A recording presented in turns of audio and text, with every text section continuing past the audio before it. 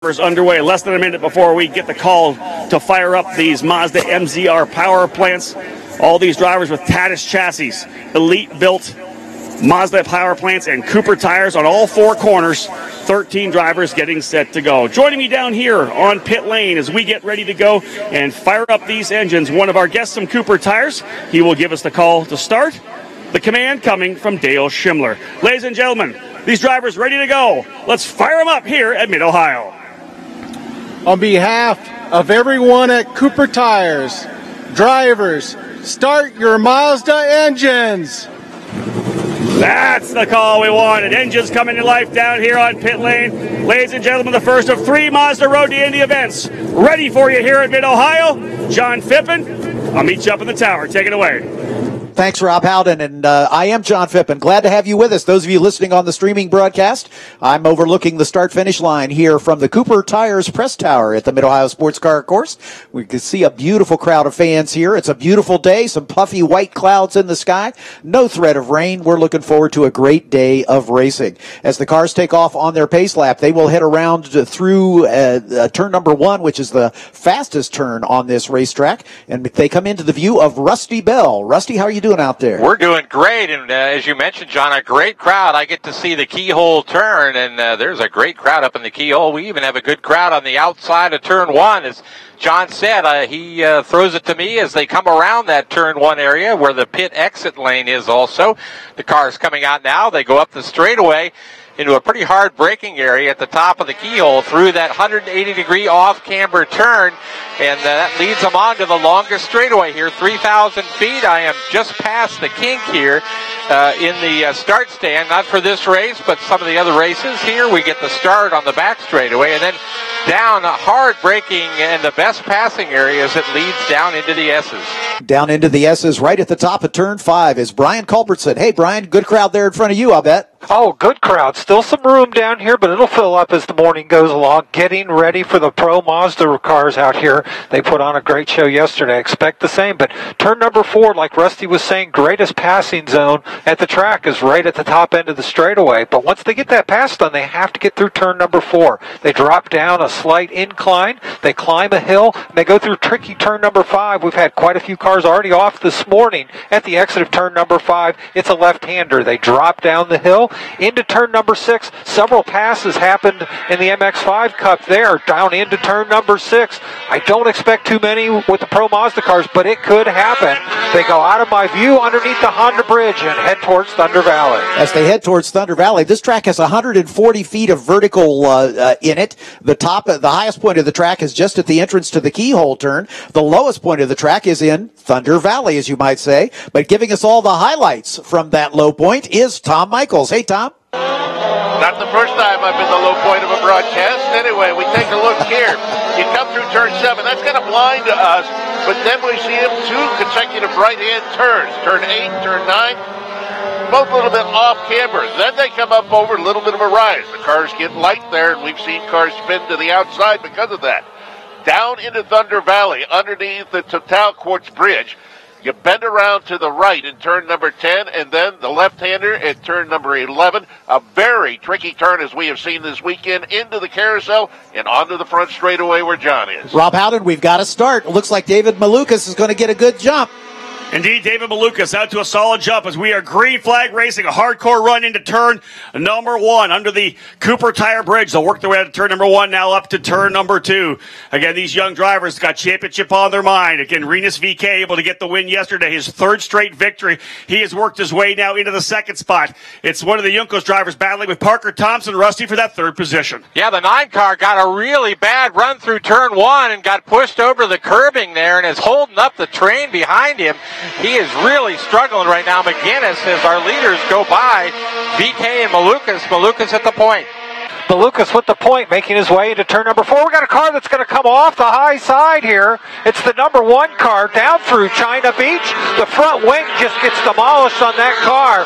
Leaders headed for you, Tom Michaels, but the 1 car loses that wing and is able to continue. We should stay green. Sizable advantage now for that first place 79 over the 2 car. Then a gap back. Robert McGinnis in third. Leader Malukas, followed by BK. Tough opening lap for both Parker Thompson and Carlos Cunha. Thompson was the driver who dropped the wheel on the exit of turn number 2, fell back a couple of spots. Then Carlos Cunha off and through China Beach. You can see the front wing get ripped off that Juncos Racing entry. They'll work their way onto the front straightaway. And indeed, the opening lap in the books. Malukas, your leader. VK second. McGinnis third. Fourth now is Oliver Askew. Fifth position, I believe, is the number 10 of Drugovich. Yeah, up into the 5th spot. Solar Obel 6th. Stingray Robb 7th. Where is Parker Thompson? 9th position on the opening lap. This is not what he needed. And here comes Carlos Cunha into pit lane. Indeed, the front wing gone on the number 1 machine. He'll come in. They'll get a new wing on it. But wow, an issue here early for one of the drivers trying to get his first win. That's Cunha, and a driver trying to get back in the points. That's Parker Thompson, all the way down to 9th position. Yeah, Parker had to relinquish the lead in the championship to Renus VK. It's now 9 points from first to second. Rusty, a good battle for third coming down in front of Brian. Yeah, good battle for third. Right now, the 2 leaders are trying to get away from this field. Malukas and VK have hooked up, and they have got almost half a second.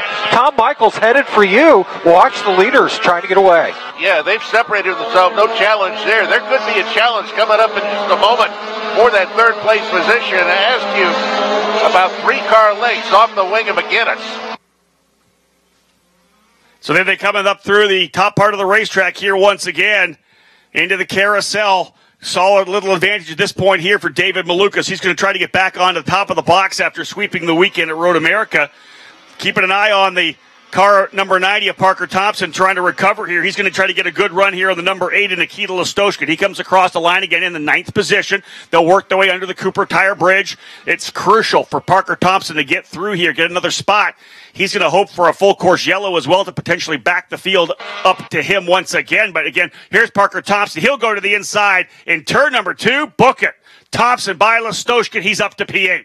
Yeah, I think that Stingray Robb got around Solar Obel on that last lap, too. We'll keep an eye on that as Solar Obel struggled through turn 1 and went wide. Here goes Parker Thompson around Solar Obel. So Thompson may make up 2 spots on this lap.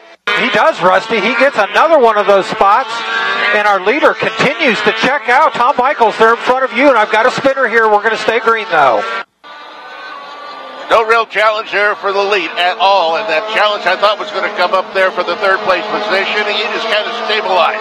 Malukas, BK, McGinnis, Askew, and then Drugovich, he continues to ride the number 5 position. A lot of action early on here in the second race for Pro Mazda. Beginning a 3-race run here today for the Mazda Road to Indy event. You'll see USF2000 next, followed by Indy Lights. But David Malukas and the HMD BN Racing entry pulling away here now from Renus VK. Parker Thompson now works his way up into the 7th position. We'll start looking at lap times to see if he has anything to close. Malukas, I believe, with the fast lap so far, a 1:18.57. Indeed, the quickest driver on the track at this point. VK second, McGinnis third, Oliver Askew now in the 4th position. 5th is Drugovich. Good run here for the driver leading the way in the Euro Formula Open Series with RP Motorsports in Spain. He's up to P5 in his second Pro Mazda race. Of course, this weekend, his debut. Stingray Robb able to get through the opening lap. Wasn't able to do that yesterday. He went off in turn number 2 and had to fight his way all the way back. Parker Thompson 7th. Mateus Solar Obel has dropped to 8th. Nikita Listoshkin 9th. It's Moises de Oliveira in the 10th position, Chris Wright in 11th, Charles Finelli in 13th, and Carlos Cunha back on the racetrack after losing his wing on the opening incident. John Phippen, a bit of a crazy start, but we've stayed clean and green all the way through. Got to feel bad for Cunha with that problem on the first lap as taking the wing off the car. He's now a lap down. Well, he's at the tail end of the lead lap, but he's got a lot of ground to make up. He's got to hope for a full course yellow so that he can back up and get back into the hunt. Still looking for his first win. He did move up to 3rd in the points based on his finish yesterday, just off the podium. So again, he's got the opportunity. He has just set the fastest lap of the race running in clear air. I was going to say, you get a fiery Brazilian like that and put him behind the wheel or behind the 8 ball after an incident. He's going to drive the crap out of the car when he gets going. And really, he's up on the wheel. But as John said, without a full course caution, he's so far back right now. There's no chance for him, I think, even to potentially reach the tail of the field. He's going to need that full course yellow. But so far, 5 laps in, working lap number 5, these drivers kind of settling into the pace like we saw yesterday as well. Malukas, the driver, out front. But again, we got to keep an eye on guys in the championship chase right now. And that's Renus VK in second and Parker Thompson in 7th. Yeah, Parker Thompson looks to be gaining just a little bit, but I've been watching Askew. Askew seems to be the driver right now, closing up to maybe a position change. He's quite a ways back, though, Tom, and they're in front of you. Yeah, that's not going to happen this lap, that's to be sure. We take a look back there. The number 82 car, Stingray Robb, he has moved himself up there into the number 6 position. So pretty much station keeping throughout the field right now. This is where we'll start looking at lap times, John. We'll look at the pace. We'll look at the splits between the drivers. Do you see a trend of a driver's car starting to come in? Normally, and we saw it yesterday, fastest laps are going to be at the very end of the race. When the fuel tanks start getting a little low, the cars get a little lighter. As they come across, we watch the lap times. Stingray Robb about 0.2 of a second slower than Parker Thompson. Thompson actually running the same speed as the leader, 117.5. That bodes well for Thompson to potentially work his way back forward. Yeah, he's got to find about a second to get in contact with Stingray Robb to move into the top 6. Rusty, how's he looking down the back straight? Well, he's looking pretty good. Stingray Robb closing in on Drugovich this time and definitely closing down. He's only about 5 car lengths back here at the kink. So Stingray Robb trying to make a challenge to get himself up into that 5th spot. Yeah, Stingray Robb looks really good. His line into the S's are perfect. He makes a good turn in through turn number 5, and he closes it down even more. Drugovich also starting to close up on Askew. So we may have a good 3-way battle here for the 4th spot. Indeed, the battle you're going to see is Robb closing up 0.2 of a second faster than Drugovich last time by. Parker Thompson there as well. He was almost a full half-second quicker than Drugovich. So I think we're going to see that group of 5, 6, 7 kind of come right together pretty soon. They're actually quicker than both Oliver Askew and Robert McGinnis as well. They're closing up a couple of tenths of a second, so it's not like they're that far back. They're continuing to close. Malukas resetting fast lap of the race, gets down to a 1:17.1. Does anybody else have that kind of speed as they come back across the line? The only driver close is Parker Thompson, 1:17.2, as was VK. So Thompson's got the speed to run in that front 2, front 3. He just either needs a full course yellow or he needs to keep going quicker and quicker. 2, 3, 4 tenths faster than the guys in front of him for the entire race here today. Working on it down the straightaway again. Stingray Robb closer. Drugovich right in front now. It's only about 3 car lengths, Brian. He tightens it up under braking. Yeah, he gets it down to almost 2 car lengths here as they make their way into the S's. They're both closing on Askew, and Thompson, he is closing up on all of them. And watch the battle at the point. I would say VK may be starting to make a charge. Yeah, it looks like he's pulling up just a little bit. Then we look back there for that Stingray Robb, number 82. Indeed, he's just a couple of car lengths now off the rear wing of the 10 of Drugovich. We'll have a look at them as they work their way to Thunder Valley, watching for that battle for that 7th or 6th and 7th position. Right now, Drugovich 5th, Robb 6th, Thompson 7th. That's going to start to tighten up, as we said. We'll look at the splits back up to Oliver Askew as well. He and Drugovich. Askew comes across the line at 1:17.6. Drugovich 0.2 of a second quicker. Robb 0.2 of a second quicker than Drugovich. Thompson 0.2 of a second quicker than Stingray Robb. Parker Thompson, the quickest driver on the racetrack right now, with a 1:17.13. 0.2 faster than the leader. 6.9 seconds back from the leader, but it is definitely tightening up, Rusty Bell, as they come out of turn number 2. Drugovich under the attack from Robb. Robb only a car length now as they come onto the straightaway, so we'll see if he can catch the draft. He's in the draft now by me. See Drugovich driving defensively, Brian. There goes Robb on the outside. Robb looks to the outside, but not close enough. That's a hard pass to make. We've made it several times. When I've got a car pulling off, I believe it's the 79 car, the 70. That's the leader. The leader, 79. Amalcolus has pulled off to the outside at turn number 5 here. I was watching Stingray Robb. I don't know what happened, but he has parked the car right on the outside of entry of turn number 5. Trouble for the leader, David Malukas, potentially off in turn number 5, coming to the end of the back straightaway. That would give the lead to Renus VK. He's in a place right now that we're going to have to go full course yellow unless that car can get pulled off, because that's just off the racetrack. So VK across the line with the lead. McGinnis in 2nd, Askew 3rd, Drugovich in 4th, Robb 5th, 6th is Parker Thompson now. Wow, what a shake-up for David Malukas.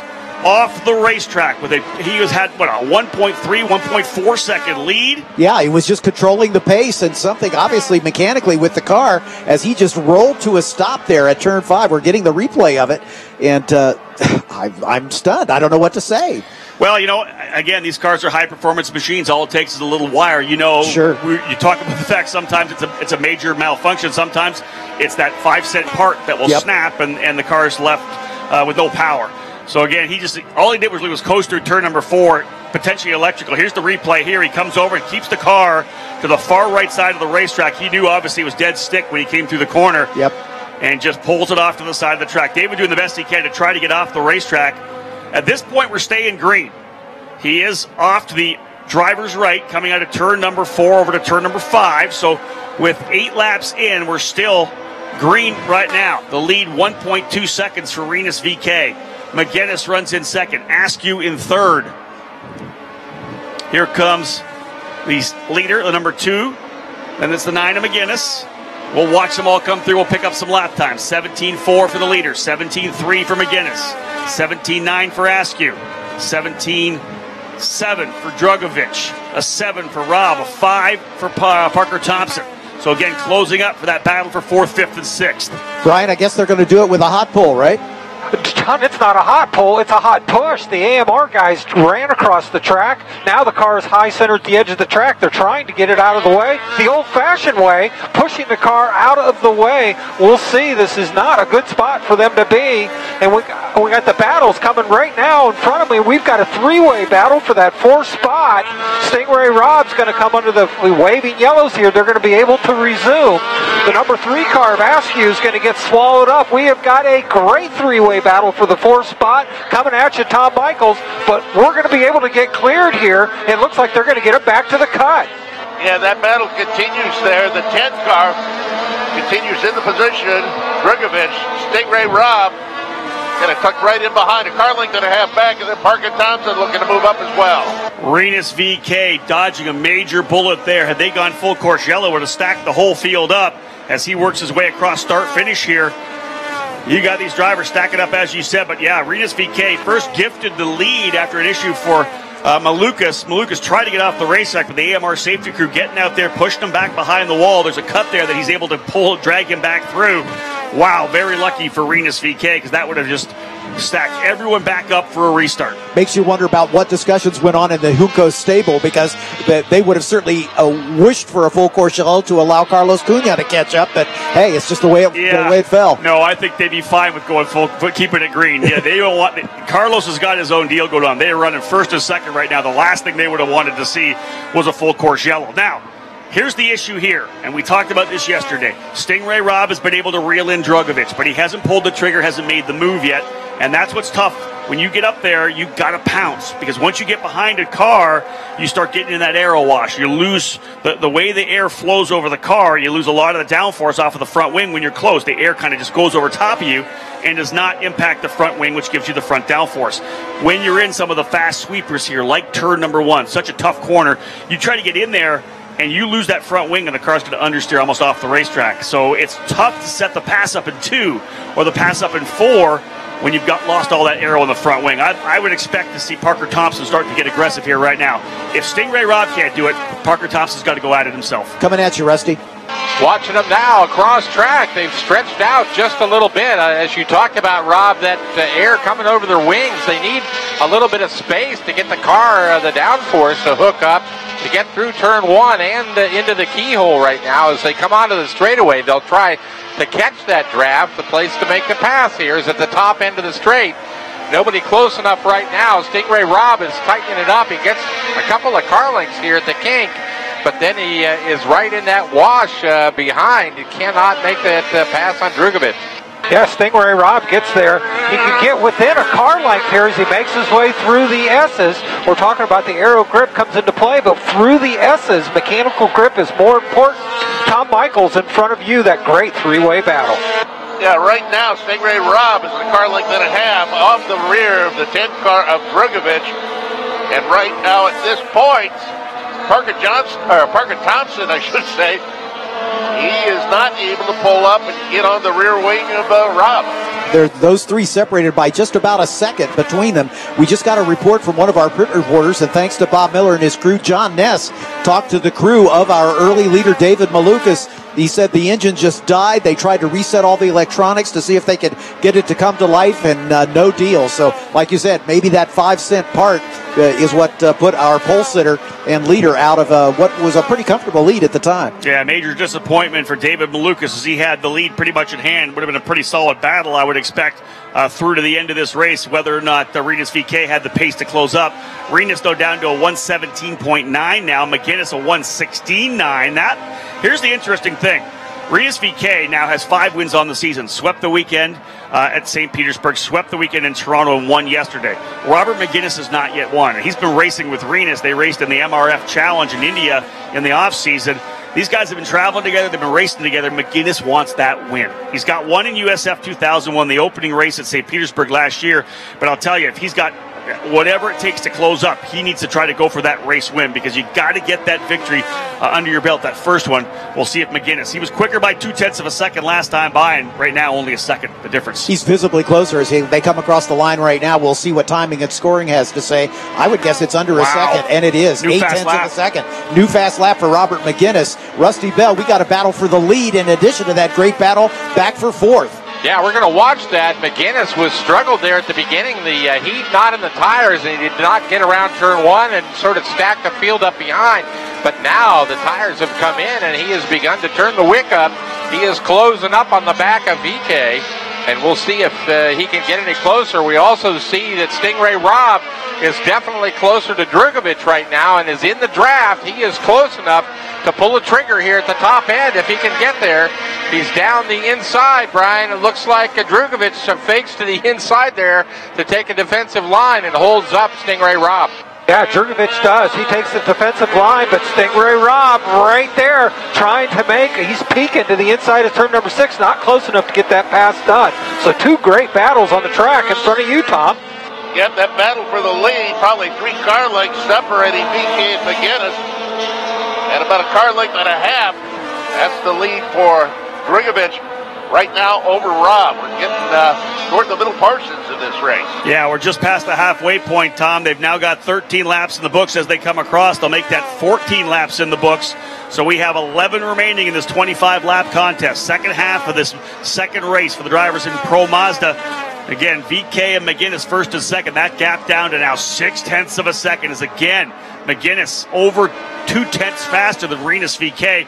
Drugovich stepping things up a little bit as he's trying to hold off Stingray Robb, but Stingray's got to make the move here, Rusty. He's with about 2 lengths as they come down the hill through turn number 2. He has got to get a run here coming out of this corner. Yeah, he's got to make that pass. He gets there and he just doesn't attempt it. He needs to make that pass, but the front, we're not going to talk about it in tenths.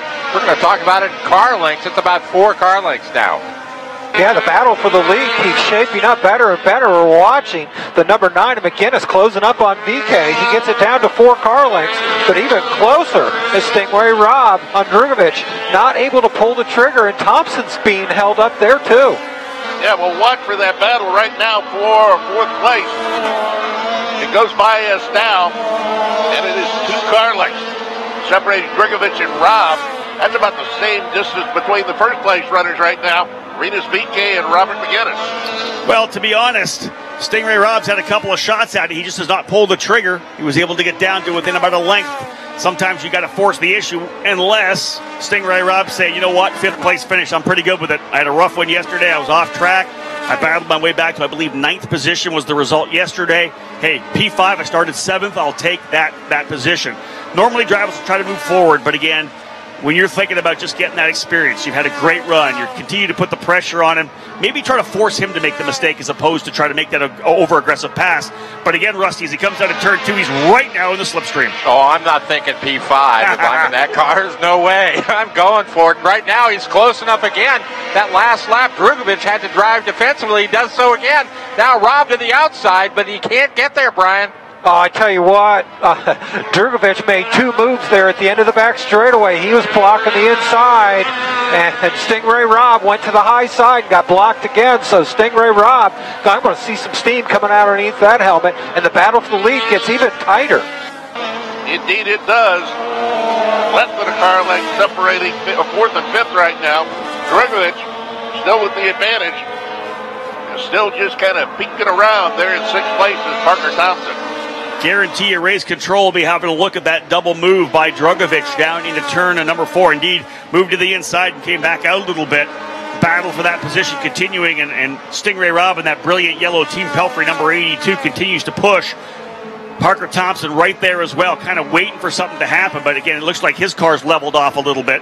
Leaders now down to below the 117s on a consistent basis. Both those drivers 116.963s, almost identical laps for Rinus VeeKay and Robert Megennis up front. Megennis is going to have the same trouble, John, that Stingray Robb has. Unless he gets aggressive on a move, he's going to get up behind him. That's when you start getting that aero wash. You start losing the downforce off the front wing. Car's going to understeer a little bit. As I said, though, Megennis is going to want to go for this victory. He hasn't got one yet this year. Of course, Rinus VeeKay kind of leading the Juncos Racing team. He's your point leader right now as well. But Robert Megennis hungry for that first Pro Mazda win. Well, of course, and they are teammates, too. And the cardinal rule is don't take out your teammates. So he probably won't do anything crazy, but I know he's going to want to get that win. Coming out of Thunder Valley, here come your leaders up and over the rise at turn number 11. Through turn 12 and back to 13. Great run so far. Rinus VeeKay, of course, getting the lead when David Malukas had a mechanical issue and went out over in turn number 5. The gap about a half a second, just over a half a second last time. By this time, as they come by the stripe, Rinus resets fast lap of the race. He drops down to 116.703. Now it's 0.8 of a second almost the lead for Rinus VeeKay over Robert Megennis. He's going to try to go on a 4-race win streak here to get the victory and extend the point lead heading to the oval round at Gateway Motorsports Park. Not the way Parker Thompson wanted to see this weekend going, as he's now running in the 6th position. Side by side there for a second at the entry to the keyhole turn. That battle's all closed up, less than a car length now, as we watch those Drugovich, Stingray Robb, Parker Thompson now involved in that. They're coming down nose to tail here at the kink. Somebody's going to make a move. There they go. They're trying the outside. Parker Thompson down to the inside. 3 wide here at the end, almost there. Stingray Robb goes the high side, gets it done. Robb makes the move. They're still side by side going into turn number 6. We'll see if Robb gets it done. Awesome pass. Stingray Robb gets the spot. Tom Michaels coming at you. What a move. And he's starting to stretch it out now as he comes through turn number 9. 2.5, 3 car lengths. The distance between 4th place Stingray Robb, 5th place Philippe Drugovich. Parker Thompson did not make the move on that run. We'll see if he can maybe the next lap. Well, I think Parker Thompson was saying, you know what, I'm not going to risk it here right now. Drugovich has already lost a spot. You get too aggressive there, and that's when he tries to slam the door because he wants to minimize the damage. But what a pass for Stingray Robb, second-year driver here in Pro Mazda, the young pilot out of Idaho. He has been hounding Drugovich for the last number of laps. A great move to be able to hold that position to the outside. What a pass that was. And you can see Thompson was trying to go through there as well. What a tremendous run for Stingray Robb, and you're already seeing him pull away now. Now let's put the pressure back on Parker Thompson. He runs P6. He knows now that the leader is the guy pulling away from him in the championship points. They'll be on the radio saying, come on, Parker, we have got to get this next spot. You've got to get Drugovich. You've got to get Robb. There's just about 6 laps remaining. I think 7 laps remaining here in this race. Parker Thompson up on the wall here right now, because otherwise he's going to find that point lead that he had coming in being a big gap, a big deficit moving to Gateway. This is going to be a great battle throughout the remainder of the season. Rinus VeeKay, John, has the momentum. That's one of the things we talk about all the time. When a young kid has momentum, he believes he can win. They get out there and they just roll the dice. About 6 laps to go, as Parker Thompson did not get a good run through Thunder Valley, as he has fallen back just a little bit, as he was right on the tail end. Oh, driver off. That's the number 1 of Carlos Cunha off on the outside, folks, of turn number 13. Yellow flag flying in here, so local yellow in turn 13. That's just coming out of the carousel of the switchback. The left-hander to come back on the straightaway. Full course yellow. Wow. Full course yellow. Carlos Cunha from Juncos Racing has just stacked up this field. They'll be able to get that car off quickly. We are going to have, I would expect, potentially a 3, maybe a 4 lap dash here in Pro Mazda. I was just about to say 6 laps left as they came across the stripe, and Cunha throws it off the track. Now, all of the conspiracy theorists will say that Cunha's Juncos team managers went down to McGuinness's team managers and says, how much for a little help here? Well, remember, they're all on the same team. That's the problem. They're all Juncos Racing. They're going to be like, what did you just do? We had first and second locked and loaded. Of course, the first 2 drivers, Rinus VK and Robert McGuinness, both with Juncos Racing, they had the opening 2 or the first 2 spots on the podium locked. 5 laps to go. They had a big gap over Oliver Askew by, 6.5 seconds. And that's gone. This is gone right now. Carlos Cunha, they're going to get him pulled and pushed back behind the wall very quickly. We're obviously not going to go green this time, but they'll have this cleaned up to go green next time by. They're going to put lap number 20 in the books right now. So 20 laps down, 5 to go. When they come back around to get the green, there'll be 4 laps remaining. Robert McGuinness with a shot at going after the race win.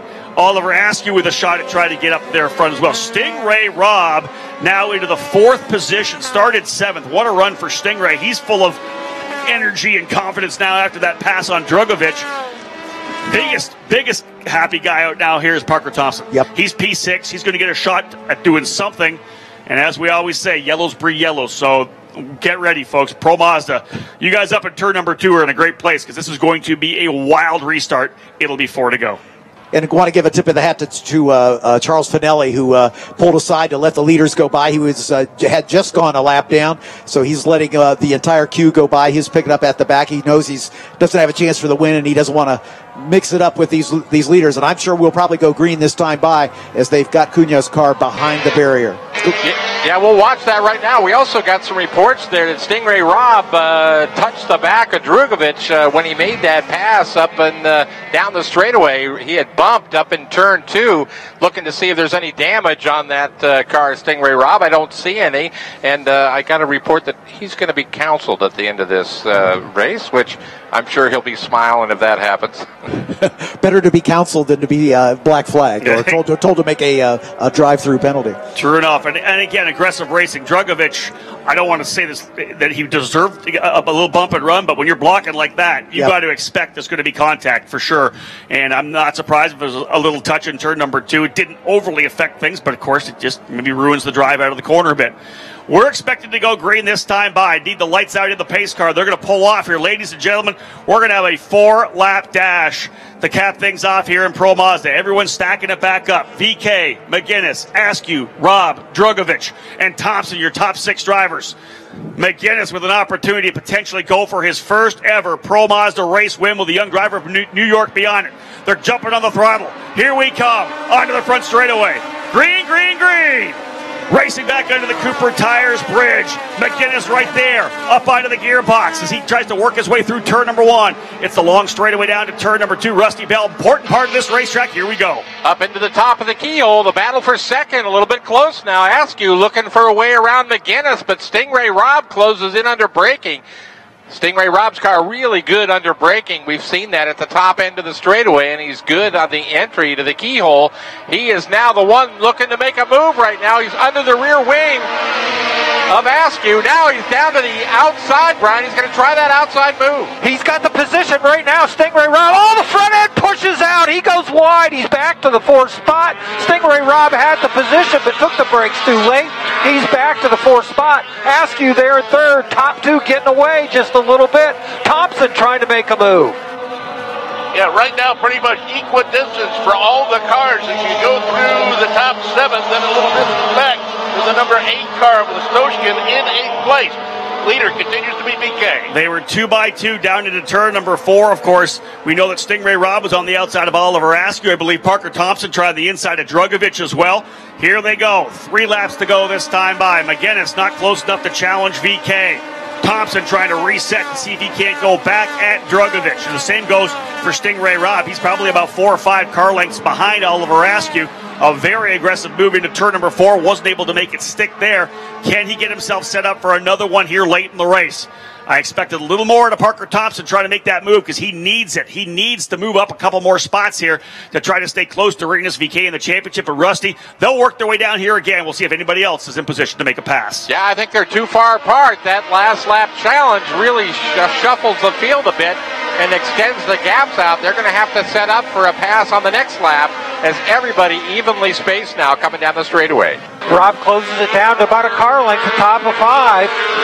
Back end slips out on Stingray Rob's car. VK getting away from McGinnis. Askew falling into the clutches of Rob. Yeah, VK right now is running away from the teammate Robert McGinnis. And so far not able to challenge the Stingray Rob. He's probably 2-3 car lengths behind the car of Askew. He's up there in the third position. VK, McGinnis, Askew, Rob, and then Drugovich. Fast lap of the race still belongs to Robert McGinnis. That's a bonus point for him as well. He runs P2. This would be his best finish of the year. Askew on the podium in Toronto, trying to do it again here in Mid-Ohio as well. No challenge at this point here, as the guys had said, in that full lap around. No one close enough to really make a move. I thought Stingray Rob had closed up a little bit more as they worked their way through the 6, 7, 8, 9 combination of corners here in the back part of the racetrack. But again, probably 4 kart lengths as they worked their way out of turn number 2. Closest, I think, Rusty Bell right now is that battle between Drugovich and Parker Thompson. He's back on the gearbox once again. Yeah, Thompson's right there. The no other battles here in front of him. So, and Thompson back about 2 car lengths maybe here at the kink. He's really going to have to push it to try to get around. We're coming up on the white flag lap. They got to make it happen next time by. Yeah, everybody getting away from everybody else. The only challenge is Thompson. Thompson closes up on Drugovich. Drugovich holding him off in turn 6. It's about a car length. Tom Michaels, when they get in front of you, that's the best battle. Thompson trying to get points. Thompson trying to get points, but he's still got a car length and a half that he's got to pull up there to pull up on Drugovich. Not able to do it. Nobody making any mistakes here these last couple of laps. Thompson and Drugovich, the primary battle we're watching. That's for the final position within the top 5. But white flag will fly this time by for Rinus VK. He's looking to try to win his 4th straight Pro Mazda event. He went from a significant back, plus 40 back from Parker Thompson, to a pretty solid advantage now when we work our way through here. Final lap as they'll come down into turn number 2. Rinus VK out front, the gap 0.8 of a second last time by. Of course, looking to see if Rob has anything for Askew and if Thompson has anything for Drugovich. Yeah, nothing so far coming out of the keyhole turn. I don't know that anybody's close enough to make anything happen. I see Thompson trying to close up once again, but he's back 2 car lengths. He's back too far to make that move. He's peaks there, but it's not going to happen. You're right, Rusty. He's just not close enough. Stingray Rob not close enough either. So VK, McGinnis, Askew, Rob, and Thompson headed for you, Tom Michaels, and around the horn to the checkers. Yep. No challenge at the front. There's not a challenge right now for the 3rd place position either. Askew still has about 3 car lengths on Stingray Rob. Here comes Rinus VK up over the rise in turn number 11 down to the carousel turn number 12. Gifted the lead and now the victory after the departure of David Malukas onto the front straightaway. Back to back to back to back jacks for Rinus VK. 4 wins in a row. He goes on an amazing streak here midway through the season to take a commanding point lead to Gateway Motorsports Park. VK over his teammate Robert McGinnis. Best career run here in Pro Mazda for Robert McGinnis, P2. Oliver Askew, last year's USF2000 champion, back on the podium where he was in Toronto, P3 for the young driver out of Florida. Stingray Rob started 7th. He was the show, I think, here today. Stingray making some great passes to work his way into 4th position. Felipe Drugovich, the rookie driver here this weekend with RP Motorsports Racing, rounding out your top 5. Man, what a race. Rinus VK up front just, again, did not put a wheel wrong. And you can do that when you're leading. Exactly right. It looked like he was controlling the pace pretty much the entire race. He really wasn't under any pressure from his teammate, Robert McGinnis. And again, he was gifted that lead, of course, with the bad luck from our pole sitter, David Malukas. But if you look at the point spread, he's got now over a full race points cushion over Parker Thompson going into the oval at Gateway. Of course, with the extra bonus points for Gateway, that's certainly going to help. But Parker Thompson, he's going to have to get with the program if he's going to have a chance to retake the championship lead. The one thing about a championship like this, we just saw Rinus VK go on a 4-race win streak. Parker Thompson goes on a 3-race win streak, and it's going to come down to where the other guys are finishing. So Exactly. again, and we know Parker Thompson can do it. Indeed, the gap right now about 31 points, thereabouts, yeah. 33 points up for grabs any weekend. More, of course, for the oval as well. But again, congratulations to Renus VK. A tremendous run for him. He scores the win over Robert McGinnis and Oliver Askew. I'm going to head down to Victory Lane. Indeed. We'll have Rob right back up with us after he interviews the winning drivers here as we'll kick off pre-race for the USF2000 finale, the only leg of the Mazda Road to Indy with 3 races this weekend as their third and final race coming up. Kyle Kirkwood has won both of them. He already clinched the championship. He is on a string of 8 consecutive wins. Can he make it 9 in a row here today as the young phenom with a very bright future? I had the fortune of calling him in the F4 United States Championship powered by Honda, and he has done a fantastic job there, winning the championship in commanding fashion a year ago, and he's doing the same thing in the USF2000. He's a former Team USA scholarship winner, and certainly one of the rising stars in open wheel racing. So we'll look for him to see if he can sweep the weekend here at Mid-Ohio. But first things first, we've got the podium ceremonies for Pro Mazda coming up, followed by the USF2000 race. Then we go Indy Lights racing for the final race of their weekend, and then it's all preparation for the feature event of the weekend, the Honda Indy 200. It's going to take the green flag at 3:30 this afternoon.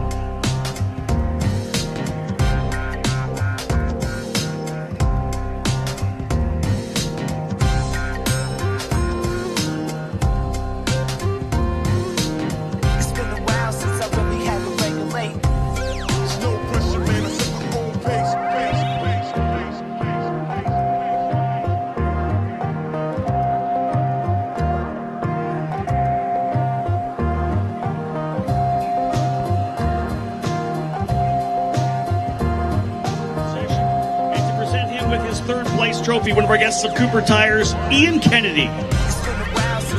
Ian, thank you so much. I appreciate you bringing that hardware up here to Oliver. Hop up there and pose for a photo with him as well, please. Again, Oliver Askew, a tremendous run for the young driver out of Florida. Ian, thank you so much. Big day for the drivers, actually a big weekend for Juncos Racing as they're able to go 1-2 here at the very end. Coming home in second spot, his best ever Pro Mazda finish. Put your hands together, ladies and gentlemen, for second place, Robert McGinnis. P2 for Robert McGinnis today. Tremendous run as he chased the leader from start to finish. To present him with his second place trophy, another one of our guests from Cooper Tires, Chris Fleck. Chris will bring that P2 trophy in. Robert finishing third yesterday. So a good haul of hardware for the young driver out of New York State. Robert McGinnis coming home in that second position. Talk a lot about momentum and confidence in this Mazda Road to Indy, and the driver who was able to work his way to the top of the box has done so in the last 4 races. 4 straight races. He eliminates a deficit in the points. He'll leave here with a 31-point lead unofficially as we head to Gateway. Ladies and gentlemen, the winner today in Pro Mazda. Put your hands together for Rinus VeeKay. Stay down here with me, Rinus. We'll let your Cooper Tire girl on top. Give me a turn here, please. Congratulations, bud. 4th straight win. But it wasn't easy. You were chasing David Malukas for a majority of that, or at least the early part of that race. What were your thoughts when you saw him pull off to the side of the track? First thought, I was really happy. Just a free place I got. But I also feel very sorry for him because he has great pace and he deserved the win. But yeah, I'm really happy to take my 6th win of the season. Can you give us some input on the racetrack? How was it compared to yesterday? Was there a lot of grip out there? It was quite the same, a little bit cooler, some clouds in the air. But now instead of David Malukas, I had my teammate Robert McGinnis on my tail. Congratulations on today. Thank you. Again, there's your winner today, folks. Rinus VeeKay. Get on top of the box there for me, Rinus. Fantastic run for the guys from Juncos Racing. And to present him with the first place trophy against the Cooper Tire, Scott Schimler. Thank you so much, Scott. Again, another first-place trophy. As Rinus said, 4 in a row, 6th win of the 2018 season. He swept the weekend in St. Petersburg, swept the weekend in Toronto, and he swept the weekend here at Mid-Ohio as well. Seems to like these Green Savory events, as he has been dominant in those races. Rinus VeeKay for Juncos Racing, once again, on the top of the box here today.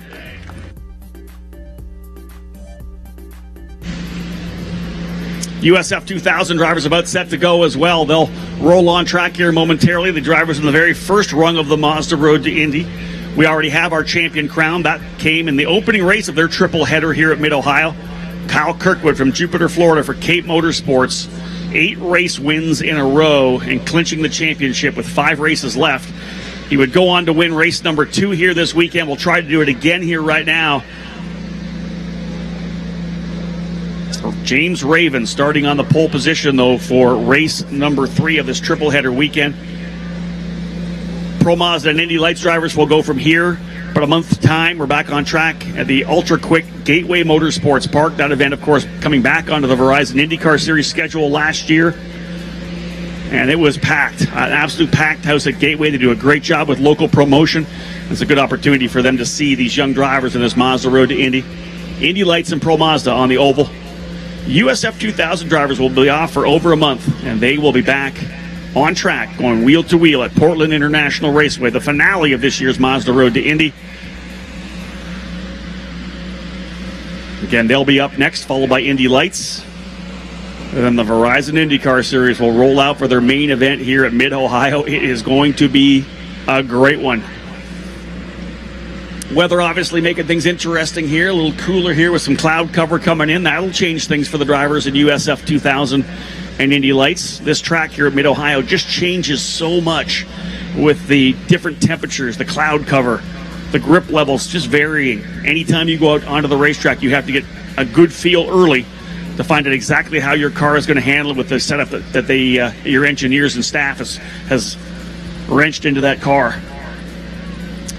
But as we wrap things up here in Victory Lane, some great photos here with guests from Cooper Tires, from High Tide Boat Lifts. Just got a lot of great partners here with us here this weekend. Of course, Cooper Tires just up the road in Findlay, Ohio.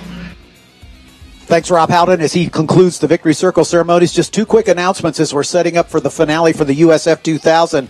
Season race pass holders, remember your pre-race grid walk is today. Please plan to meet at the pit lane access point at 2:45 this afternoon. And rookie racers, you'll get a chance to high-five your favorite IndyCar driver at the stage. So be sure to head over to the pre-race stage just past the Cooper Tires Bridge on the infield side at 2:30. So rookie racers at 2:30, look for the staff to direct you where you need to be. Season pass race holders, the grid walk today, be sure to be at the pit entrances at 2:45.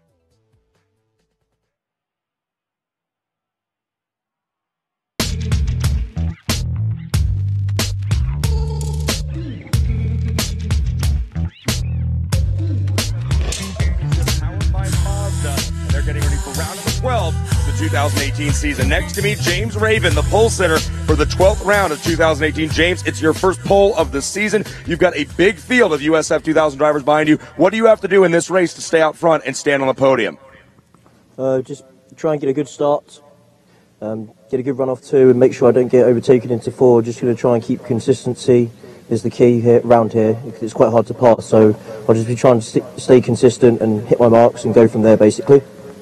All right, that's James Raven, your pole sitter for round number 12 here today. James, it's his first pole of the year. He comes to us by way of Portsmouth, England. He's come over here to the United States to race on the premier open-wheel ladder system to get drivers into the top level of American open-wheel racing, the Verizon IndyCar Series, and he's doing that on the Mazda Road to Indy presented by Cooper Tires. We know a lot of you are here today to watch the Honda 200, the IndyCar race, but you need to be paying attention to Mazda Road to Indy racing because that is the future of the Verizon IndyCar Series. We've got a full field of USF2000 drivers on pit lane here behind us. You can look all the way down almost to turn 11. We've got over 23 cars, 24 to be exact, lined up nose to tail, ready to go racing. There's a good look at car number 8, Kyle Kirkwood from Jupiter, Florida. He has locked up the championship title here in USF2000, which means next year he will be racing with help from Mazda in the Pro Mazda Championship presented by Cooper Tires. The champion there goes to Indy Lights, and the champion Indy Lights is an IndyCar the following year. So we are getting ready to go racing. That's a little bit of information on the Mazda Road to Indy.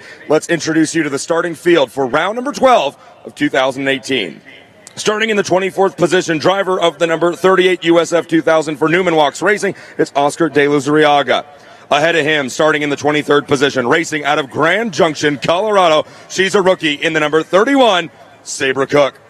Starting in the 22nd position, driver of the number 24. We've seen this driver up at the front of the field already several times this weekend. In the number 24 for Pabst Racing, Kalen Frederick. David Osborne starts 21st with Corey Enders from D-Force Racing rolling off in 20th. Team Pelfrey supplies the number 82 car that Bruna Tomaselli drives from the 19th position. Dakota Dickerson returns to the Mazda Road to Indy after a little bit of time off. He's racing with arms up and starts in the 18th position. Starting in the 17th spot, driver of the number 27, it's Colin Kaminsky. Starting 16th, another one of the Pabst Racing machines in the number 21, Calvin Ming. Now into the top 15, it's another one of the Team Pelfrey machines, rookie in the number 81 out of the Pacific Northwest, Kyle DePel. Starting 14th for BN Racing, another rookie in number 29, Russell McDonough. Starting 13th for Newman Walks Racing in the number 36 car, it's Darren Keene.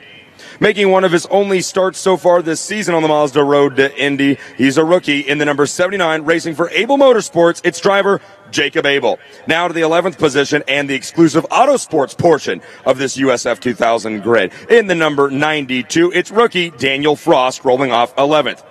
Now inside the top 10 we go. A very impressive weekend. It's his debut weekend here on the Mazda Road to Indy. In the number 90 for Exclusive Autosport, Yuvan Sundramurthy. Igor Fraga, his teammate at Exclusive Autosport, rolls off 9th in the number 91. Paps Racing supplies the black number 22 car that Lucas Cole will drive from 8th on the grid. Starting in 7th for D-Force, it's Jose Sierra with Michael D. Orlando starting in 6th. Julian Vanderwatt and Rasmus Lind roll off 5th and 4th. And on the inside of row number 2, it's rookie Keith Donegan in the 3rd position. On the front row, it's the driver that's already locked up the USF2000 Championship out of Jupiter, Florida for Cape Motorsports, Kyle Kirkwood. And we just spoke to him. He's your pole sitter. It's his first pole of the year out of Portsmouth, England. Your driver that'll lead him to the green flag for D-Force Racing, number 7, James Raven. So, folks, that is how they line up for round number 12 and the final race of the weekend here in USF 2000. With that, we are ready to go racing, and we now get ready to welcome guest of Cooper Tire, Kyle Heitmeyer, as he gives us those most famous words in racing as we get ready for Mazda Road to Indy. On behalf of everybody at Cooper Tires, drivers, start your engine, Mazda engines. And just like that, it's time to go racing on the Mazda Road to Indy. Get ready, folks. We go upstairs for the call.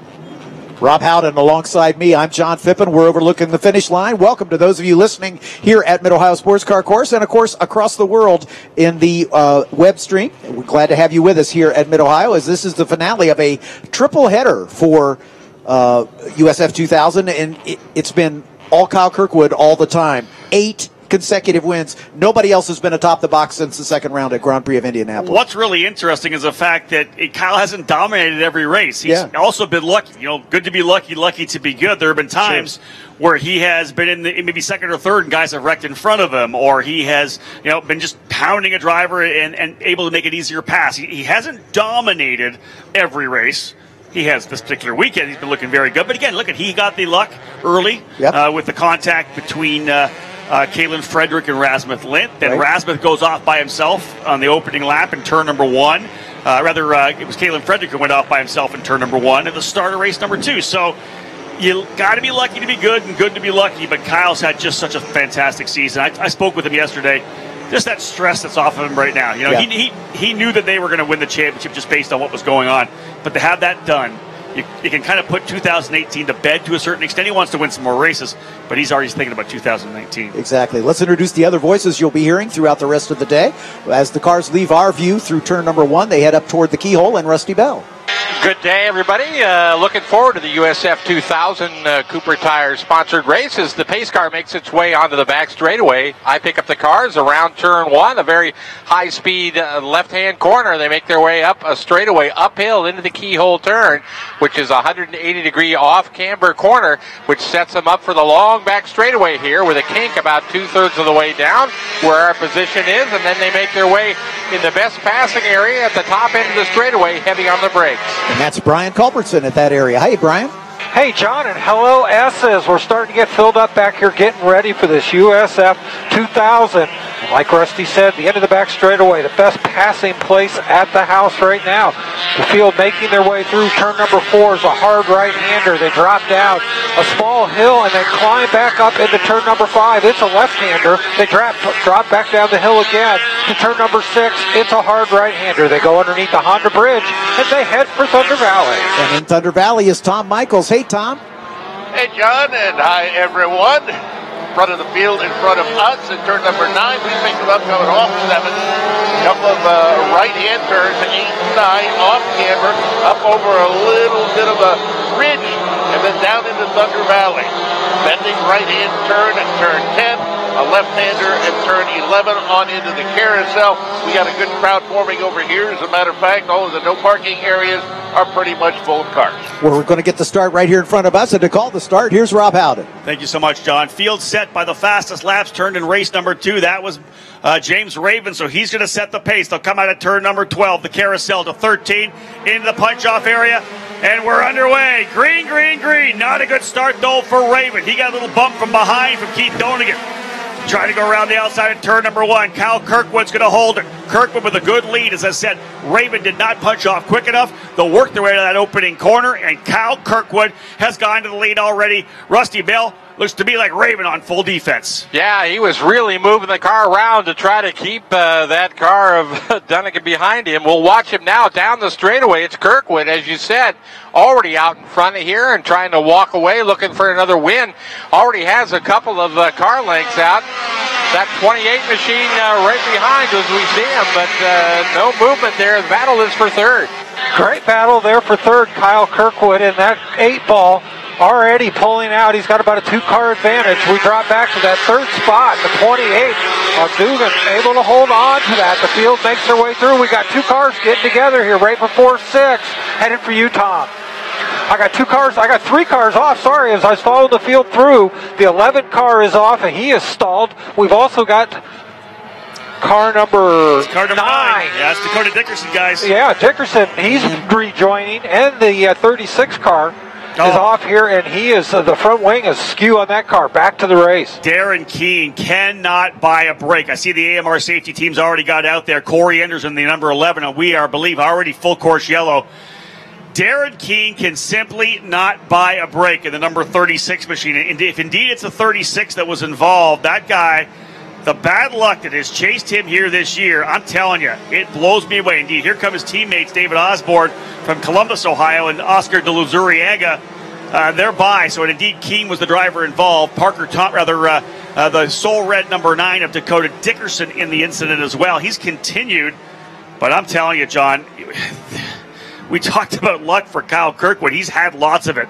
Darren Keene has had none this year. Absolutely. And Dakota Dickerson only doing a partial season in the USF2000 this year. He's the points leader in the F4 championship. And Dakota's just having some bad luck. He's had to come from the back twice already. He's going to have to do it again. Go ahead, Brian. Yeah, the 11 car, unfortunately, is going to need a wrecker. So we're going to be yellow out here at least one full lap. Corey Ender's car is that they're going to have to use a record to get it off. The other 2 cars headed back. So headed back to pit lane. They should be getting in pit lane right now to get their damages fixed. Yeah. Dickerson was able to continue, but we've got Darren Keene down here. It looks like a new front ring. Yeah, Darren Keene brings the number 36 Newman Walks racing entry in, Brian. They're going to go to work on it. They're also looking at some suspension pieces as well. They're going to get that front cowl off. You got to, with this car, you kind of have to take off the front cowl that goes over top of the shocks as well to get it up underneath. That's just the design of it. They're doing a great job going to work on it right now. Again, Brian Hallahan and his crew here for Newman Walks Racing, trying to get him back out onto the track. The record taking care of Corey Ender, so they're slow still on the racetrack. They have time. They'll take their time to make sure it's right here for Darren Keene. But as I said, just no luck at all for this young driver to Boca Raton, Florida. His second year in the series, actually only his first full year in USF 2000. But, man, I go back and look at some of the races from this year where nothing to do with him. At Road America, he was taken out by Kyle Dupel, drove in the inside of him in Canada Corner. At Toronto, he was having a great battle with Jose Sierra. Sierra coming across in turn 4, pitching him into the wall. Sierra actually getting the brunt of it, but it wrecked Darren's race as well. We saw the restart wreck here when they were single file, stacking everybody up. He's finally down and away, back rolling again. They've got the new front wing on, but for a guy like Darren Keene, and he's such a great kid, too. Yeah. But to have to deal with that much frustration over a full season, it's just got to wear on you. Exactly right. And, he and Kyle Kirkwood used to race together all the time back in go-karts. And I'm sure he's thinking, how come he gets all the luck and I get none of it? What's up with that? And that's it. That's the conversation you have with these young kids. We used to race wheel to wheel. I've watched Darren and Kyle run down in Florida for the Ocala Grand Prix crew. And of course, the Keens had their own program as well, their own racing team. This is a kid that won tons of races, and you come here and you say, how is the luck bad for me but not for him? Dakota Dickerson brings the number 9 into pit lane. I can't see any damage from my side here. Maybe, you know what, they're probably just going to take the opportunity to look over the car here now. The arms up crew jumping out, having a look at the front suspension, potentially get some feedback from Dakota. But no, you know what, it's a wise move from a driver with experience saying, hey, you know what, I've got time. I'm going to start at the tail of the field anyways. Let's pull in, let the team have a good look at the car. When he came by the first time, didn't come right into the pits, but he slowed right down. One of the crew members was right out at the pit wall to give a quick visual check of the car. And since they have an extra lap of full course yellow, they made the good decision to come in and get that done. Rusty, you said they had a close shave, though, coming down the back straightaway after the full course yellow came out. Well, the AMR safety vehicle was coming around turn 1 and had checked up, as they will normally take the track cut here to get themselves repositioned, and started to make the turn as Dakota Dickerson was coming through turn 1. So they both had to just check up a bit to make sure that they didn't impact each other. And so obviously that didn't happen, and Dakota Dickerson, the lights go out on those cars, so we're ready to go. He has closed it in on the back of the field. Tom Michaels, are the lights out on the pace car? As the pace car comes by, it does appear that the lights, they are out. Let's go racing once again then. Again at the start, Kyle Kirkwood, I can't believe it. He comes up here waiting for James Raven to punch off. In fact, even Keith Donigan was ready to go. They were into the window. As they come into turn number 13 here, we have a window. We have a couple signs up. That's essentially the area where you can accelerate from. And James was waiting. Now, maybe a penalty coming up. I don't know, because he didn't punch off. They were kind of pushing him. Kirkwood went first. I'm not sure if we'll see any issues. But again, we'll do it now. Restart. Kirkwood up front. Raven, Donigan, Lint, and Vanderwatt. And we're back underway with the USF2000. We'll keep an eye on the guys coming from the tail of the field, like Darren Keene and Dakota Dickerson in that number 9 machine. Keene actually well back here. He's just coming through the carousel now. Wasn't able to get caught right back up to the tail of the field. But underway, Rusty, through turn number 2. Up through the top of the keyhole turn now, single file this time around, and we'll see if anybody can set themselves up for a pass down the straightaway. Kirkwood still at the point right now and has already pulled about 4-car length gap over that number 7, but the battle for third, side by side right now. Donigan and Lynn, side by side, Brian. Yeah, Donigan and Lynn still side by side. The battle for 5th is also side by side. We'll see how that settles out. The 28, then the 23 as they go by me here. So Donigan and then Lynn as they make their way towards you. Tom Michael, good battles for 4th and good battles for 5th. Well, we've heard this song before. Kirkwood is in the lead. The 7 car, then Raven. Then you got Donigan and Lynn. So no real change as they come through turn 8, 9, 10. Leaders up into the carousel. I'll tell you, Tom, I've been doing it all year long. I know it's getting old for you guys on a weekend here, but I've been talking about Kyle Kirkwood up front all year long. He's trying to win yet another race here. He's got 4 in a row right now, I believe. Indeed, 4 in a row, looking for 9 races in a row. He leads them now by 1 second as they come across the start-finish line. Raven in 2nd, Donigan 3rd, Lint in 4th, Sierra 5th. Julian Vanderwatt now runs in the 6th spot. Igor Fraga up into 7th. Lucas Cole in 8th, Michael D'Orlando 9th, and Daniel Frost rounding out your top 10. New fast lap laid down by Darren Keene, but he is 9 seconds behind his teammate Oscar De La Zuriaga. It's just tough for Darren Keene. He needed to be able to get back up, but with all that time, he was essentially a full lap behind, John. Not able to get that 1 extra lap he needed to catch the tail of the field before the green. Kirkwood and Raven well out front, but the battles for 3rd spot at the exit of turn number 4. Lynn trying to make a move. Lynn in the 23 car all over the back of Donigan. Donigan is under a lot of pressure. Now that Sierra the number 12 car joins into a great 3-way battle for 3rd. Absolutely. That 12 car with Sierra right on the rear wing of Lynn. Probably half a car length as it came through here. Stretches out a little bit up into 10. Getting that first lap back after the restart in the books. That'll be good to get these guys in single file and start setting up the battles. Dakota Dickerson's got, I think, about 4 spots already on this opening lap as he tries to claw his way back forward. But otherwise, everyone looking good. The battle is Kalen Frederick in the 24. Remember, he started near the tail of the field.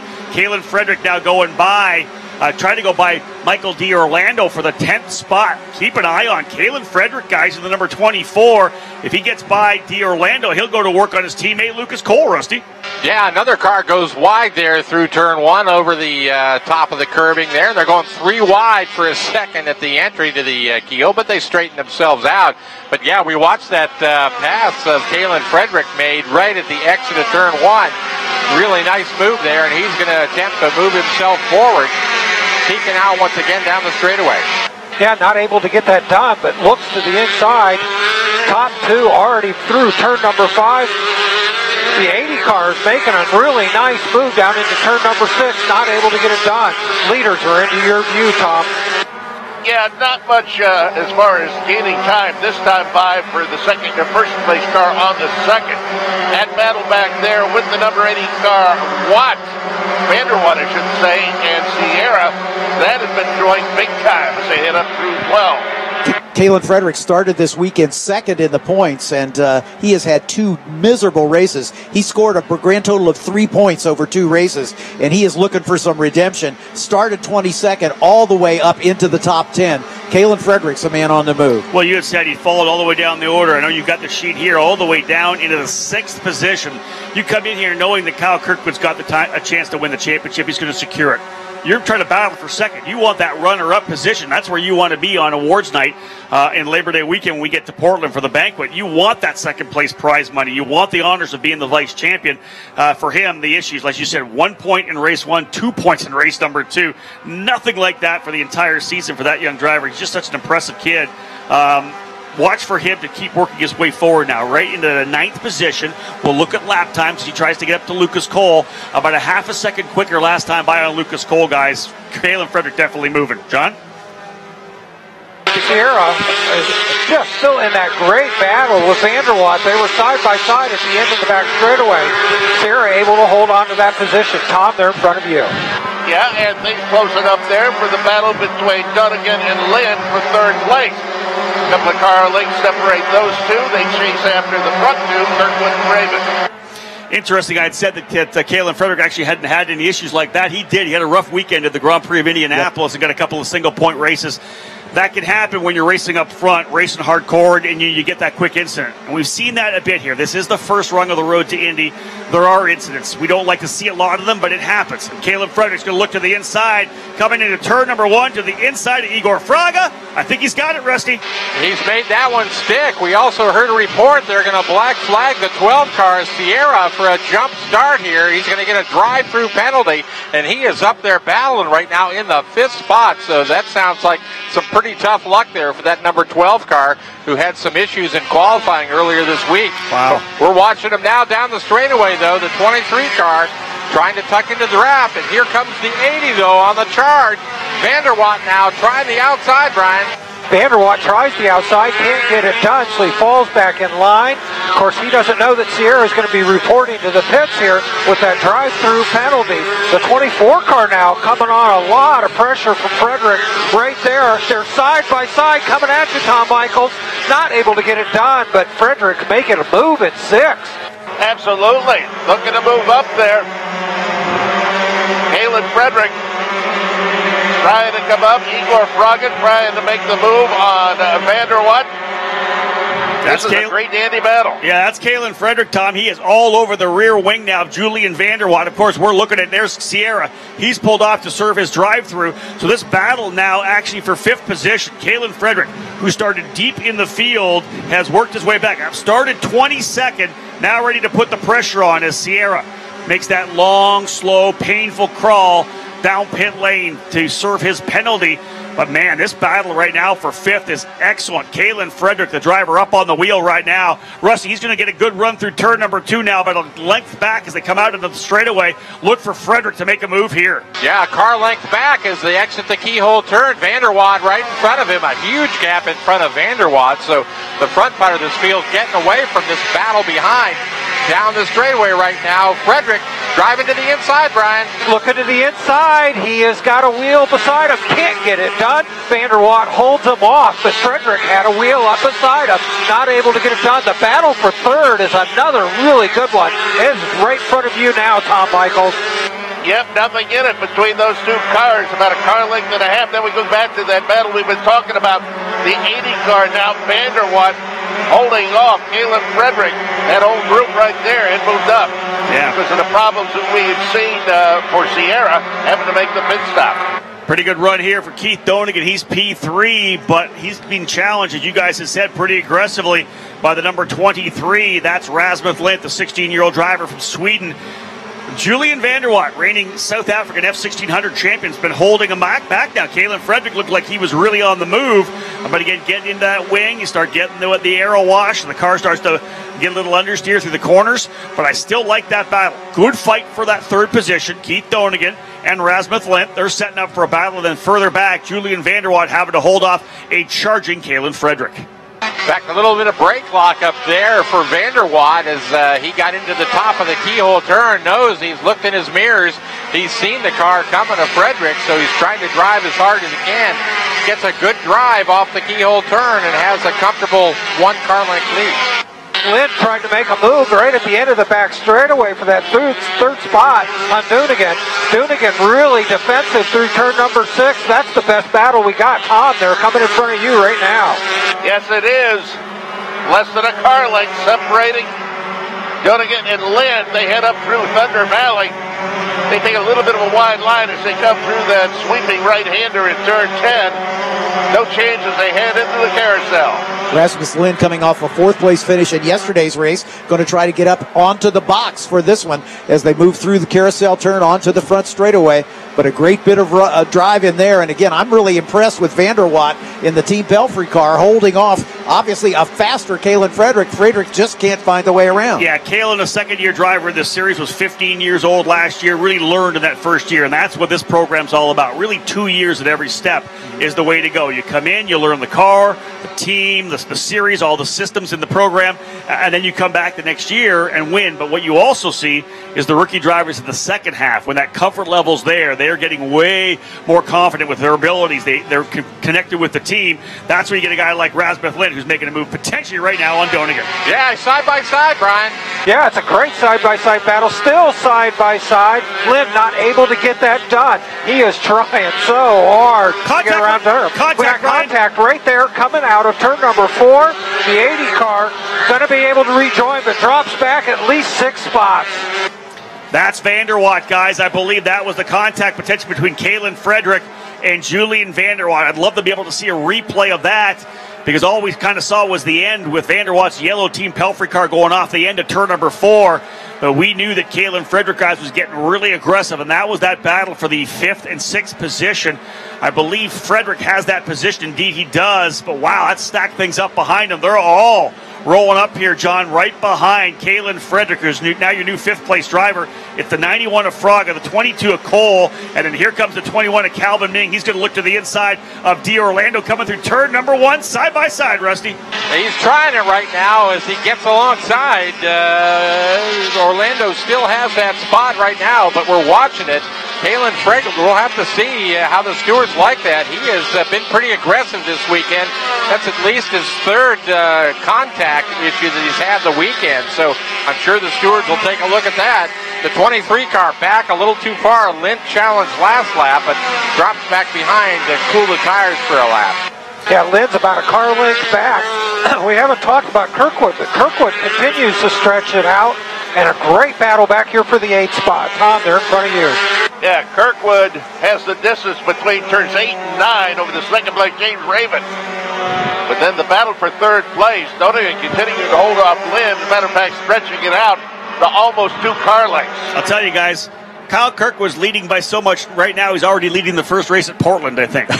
I think you're probably right. His kid has been unbelievable here this year. Let's take nothing away from James Raven, though, as the Britisher has done a great job here this weekend. Started on the pole in this race by setting the fastest lap in race 2, and this is his first race weekend. So he's a rookie in this series and doing a fantastic job. Yeah, let's look in the order and try to come see some of the guys that deserve some props. Kirkwood's, of course, out front doing a great job. James Raven starting on the pole. Look at his lap times. Almost exactly the same as Kyle Kirkwood. For a kid making his debut here in USF2000, having run Pro Mazda as in a one-off for D-Force Racing in St. Petersburg, what a tremendous drive for him. I like what Ewan Sundaramurthy's doing as well. His debut weekend here currently sits 3rd in the F1600 Championship Series, coming off a win here a couple of weeks ago at Mid-Ohio.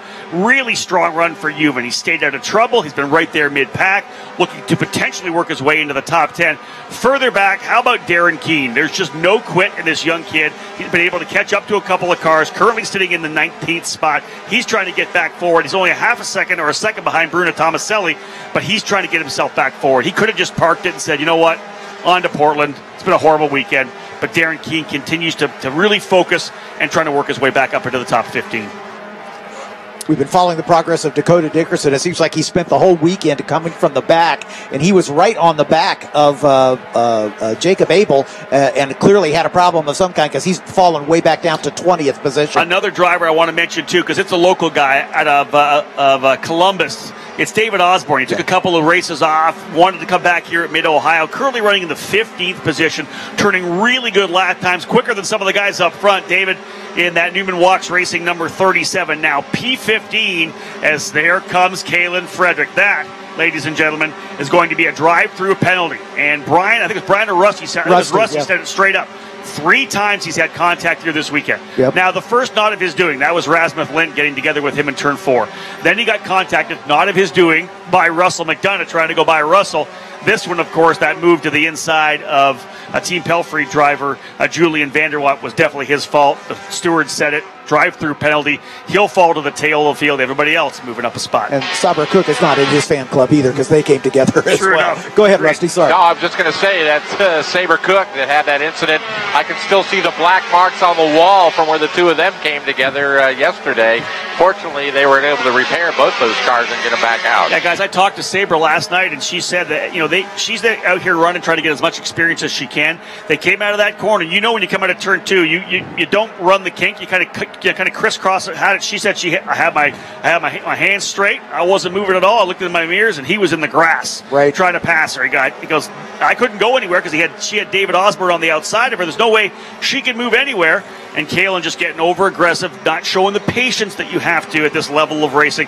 4 wheels in the grass, the contact ensued, and of course, as you guys saw, they were both off the racetrack, and heated words, I believe, were exchanged before the end of that incident. Rasmus Lind, second in the points, trying to maintain that position all over the back of Keith Dunigan.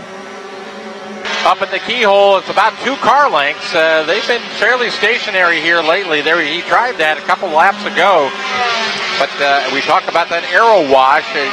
You basically need to just take your shot and go for it. He did that, didn't make it stick, and when that happens, you end up dropping back 3 or 4 car lengths, and it takes a couple of laps before you're ready to challenge once again. And he is in that mode where he is trying to get close enough to make another charge at the top end. Yeah, Rusty, last lap, they were side by side through 4 up into turn number 5. I thought Lind was going to get it done, but he didn't get the door slammed on him going into 5. And that, of course, as we have talked about, now 3 car lengths, maybe stretching to 4 car lengths. Donigan over Lind. We're getting late in this one. Yeah, got about 6 laps to go. It'll be 5 laps when they come by this time. Lucas Cole was second in the first 2 rounds here. He's just not been able to make any impact on Igor Fraga. He's about a half a second back. Fraga is 4 seconds back of the battle for third between Dunigan and Lind, but Cole just not having the day that he's had the previous 2 races. Yeah, what this exemplifies is the fact that track position and qualifying is so important here at Mid-Ohio. It's tough to pass here. There are a couple of opportunities if you got a pretty good race car. Otherwise, it's tough to pass. Where you qualify inevitably will be that kind of window where you're going to be. Lucas Cole, 8th quickest time in the second race. That put him on the outside of row number 4. He started 8th. He's running 6th. Really a successful day to a certain extent, holding his position. Gained a spot or 2 spots when both Vanderwatt and then the penalty for Kalen Frederick. So he's really held his position, and that's all you can ask for sometimes. You don't qualify quite as well. Rusty, you're listening to Race Control as I am. It sounds like Keith Dunigan, the 3rd place runner who is holding off Rasmus Lind, is going to get a furrowed black to say, watch it, you're doing a little too much blocking here. What? Go ahead, Rusty. No, I was just going to say, actually, Don's got the radio today. He is listening in, and exactly what you said, John, that we were just waiting to get in on that. We'll see how that furrowed black affects the driver. Sometimes it makes you drive a little harder. Most of these guys just ignore it, I think. I always say they call it a warning flag. I say it's a you just got away with something flag to a certain extent. Now, Donigan's got enough of a gap over Rasmus Lind that he's not going to have to do too much blocking. But, John, you mentioned the championship battle. Kyle Kirkwood, if he wins this, will have 373 points. No one else can get even close to that amount of points. But the battle now for second is unbelievably tight. Just 3 points between Rasmus Lind and Igor Fraga. You go up another 8 points or 10 points back from Lint to Lucas Cole. This is a great fight for the final couple positions in second, third, and fourth in the championship. These kids are all going to be battling it out for it. Igor Fraga runs fifth, Rasmus Lint in fourth. 3 points separate those two drivers, second and third.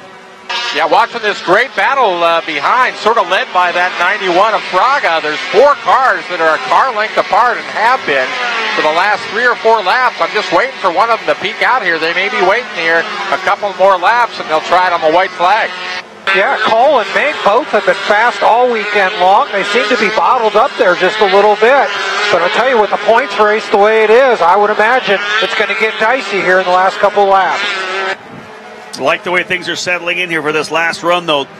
16 laps down, 4 laps remaining. Still watching guys like Darren Keene work their way back to the front here. Keene now trying to find a way by both Bruno Tomaselli and Julian Vanderwatt, but Kirkwood back across the line. 2.2 seconds the gap last time by, this time 3.1. He just keeps pulling away. James Raven holding on to second, capitalizing on that fast lap in qualifying. As I just said, where you qualify, very similar to where you're going to finish, and he qualified first, running in second. Donegan not done, though, in terms of having to defend from Rasmus Lint, because John Lint a lot closer. Rusty, you can talk more about it. That battle heating up for the third spot. Yeah, half a car length this time at the entry to the keyhole. They need to get set up here for the run down the straightaway and catch into that slipstream, into the draft. Looks like he's done that right now as he comes by us, less than a car length, but driving down hard on the inside is Donegan. Now to the outside, we'll see if he can get there. He's got the position. He pinches him down to the turn. He does. He gets the move done. All around the high side, the hard way to go. The 23 of Lynn gets that spot. Donegan fights back in turn number 6. They almost touch, nose to tail. Tom Michael, greatest battle on the track, coming at you. It is a great battle, taking a wide line, coming into turn number 9. That's the new third place car. Rasmus Lynn right behind him. Donegan, they head up through turn number 10. Nose to tail. No change as they head into the carousel. 2 to go, and they cross the stripe this time by. Watch Calvin Ming. He has made a couple really good outside passes down at turn number 4. He's hungry and going to try to put Lucas Cole behind him. A couple of good runs for these two freshman drivers, Rasmus Lint and Keith Donegan. Lint, a strong run around the outside at turn number 4. Calvin Ming, as you said, a couple of great passes, currently runs in the 7th spot. He is now about 0.3 of a second behind Lucas Cole. He'll have to find some more speed because those drivers are all almost exactly the same. Igor Fraga, Lucas Cole, Calvin Ming, all of them turning 121.9. It's about a half a second off of the pace laid down by Kyle Kirkwood right now. But again, to try to make a move here, and if you're that close on time, it's almost impossible. You have to have a significant gap, or a significant advantage, maybe a half a second a lap if you're going to make a pass like that. Oh, there's a wing in the. We got a wing. Yeah, we had a coming together. It looked like it was Sierra and Russell McDonough. Indeed. They actually came together coming over the hill, going down into Thunder Valley, and one of the cars lost the rear wing. It is sitting right in the middle of the track, down at the bottom of the hill. Interesting thing, Tom, is it's not really in the racing line, and what our race directors will normally do, they'll tell the drivers about it, they'll see it. It's not anywhere where a car will go here coming out of turn number 9. They're all up, of course, onto the rumbles on driver's left, so as they go through, they'll see that. I expect that we will stay green. In fact, white flag flying this time by, John. Last lap, guys. Kyle Kirkwood, your leader. Raven runs in second. Do we have any other battles? Rasmuth has been able to pull away from Keith Donegan in 4th, 5th, 6th, 7th. Fraga, Cole, Ming, and add Michael D'Orlando in there as well on the Bennett number 51. Yeah, all 4 of those cars are together around turn 1. They're all about 2 car lengths apart, not close enough to make anything happen on the way into the keyhole. But we'll take a look here as Kirkwood already down the straightaway through the kink all by himself. Now James Raven again all by himself. No challenge for 3rd. We're looking at this battle behind, though. The battle for 5th right now. They have tightened it up again. We'll see, Brian. There's still maybe a car length and a half, 2 car lengths. They may try it, but they're pretty far separated. Yeah, everybody seems to be gapped pretty good right here in the last chance through. Kyle Kirkwood, what a great weekend for him. Tom Michaels in front of you. Continuing to stretch that lead past that debris at the bottom of the hill in Thunder Valley. heading up into turn number 11. Just about 3-4 turns to go. Dream season for the young driver out of Florida, F4 champion last year. He's already added the Cooper Tires USF2000 title to his resume. Out of the final corner here at Mid-Ohio, Kyle Kirkwood sweeping the weekend, 3 for 3 on this challenging road course. Great run for James Raven. He comes home second. Kirkwood turning the fast lap of the race on the last lap of the race. Tremendous run for that young driver, a 121.297. Rasmuth Lint, that great pass on Keith Donigan in turn number 5 will send him to the podium as well. Great one for the 16-year-old. Donigan holds on for 4th. Igor Fraga, 5th. 6th is Lucas Cole. 7th, Calvin Ming. 8th, Michael D'Orlando. 9th, David Frost. And 10th, Yuvan Sundaramurthy. All 3 drivers from Exclusive Autosport, the rookies in the top 10. Look at the points. Nice one for Rasmuth Lint. He stretches from 3 points to now 6 points, holding on to second spot as we head to Portland International Raceway. Guys, Kyle Kirkwood laid another one down, able to get the jump early. James Raven did not get off the line well and kind of fell back a bit, but still a good run for James for second place, for him to get to the podium in his USF2000 debut week, and that's a major, major result for James. And I'd like to give a shout out to Jacob Abel, too. Great run for him, up into 11th spot in only his 5th start of the season. So Jacob Abel doing a great run up into 11th. Calvin Kaminsky in 12th. Kyle Dupel in the 13th spot. Julian Vanderwatt, who had that great battle all race long at the head of that group, got spun off at the end of the long straightaway, was able to recover for a 14th place finish, and the Cincinnati native David Osborne comes home in 15th Love spot. that. David Osborne coming through. Great driver, the number 37 for Newman Walks Racing. He's able to get a solid result here this weekend.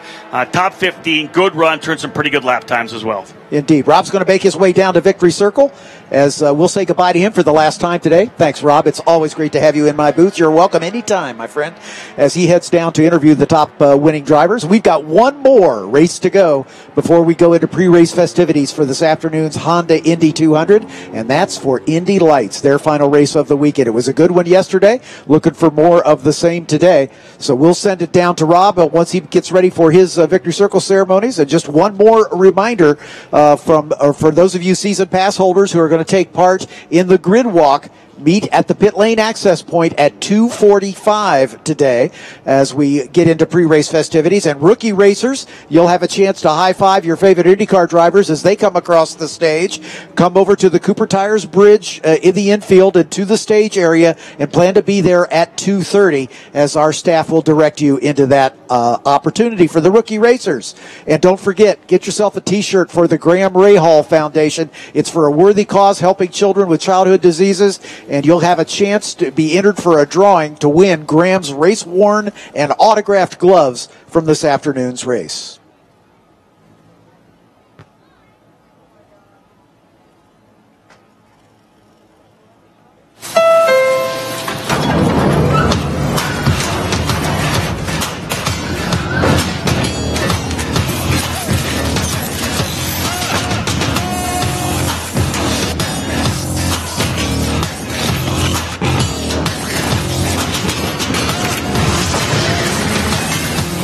Made mean. The Civic Hatchback from Honda. Honda, proud partner of the Horizon IndyCar Series. Cooper tires on the ground, go round and round, round and round, round and round. Tires on the car, all warranty. The tires on the car help keep you safe. They grip the road when you hit the brakes. Your tires matter.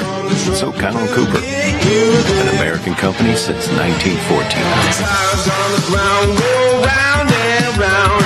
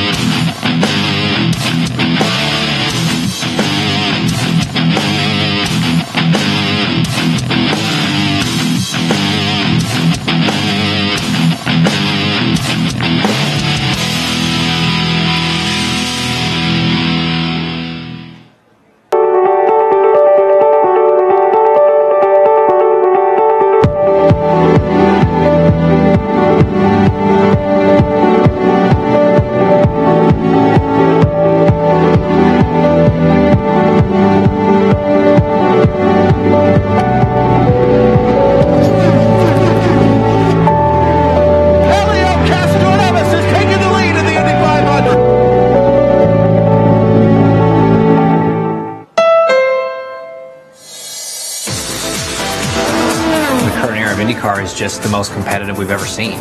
Going back to a universal kit really levels the playing field, and it puts that much more emphasis on the driver, on the team. Really, there's only one major discrepancy, across the cars, and that's the power plant that we have. Honda continually every year surprise not only us as teams but the competition, and I think that's really a true testament to their engineering capability, their ingenuity, and how they can put that to use on a racetrack. It's sexy. The car's way better looking. I think everybody knows that. All the fans have responded that way. And I think it just races extremely well. And so, ultimately, as we look at taking IndyCar into the future, that's a big part of it. I really enjoy the fact that every single weekend that you turn up at a racetrack, you have to bring your A game, and if you're winning races, it's truly against the best guys, and that's the best type of racing that you can have. I want the Honda brand to be represented by being in Victory Circle. I want to see them win races. I want to see us win championships. Why we're in the sport, we're here to win, and that's why we chose to partner up with Honda, and that's because they're a winning brand. They've got a great history in it, and they always are thinking ahead and trying to improve what they have. It's they're never standing still.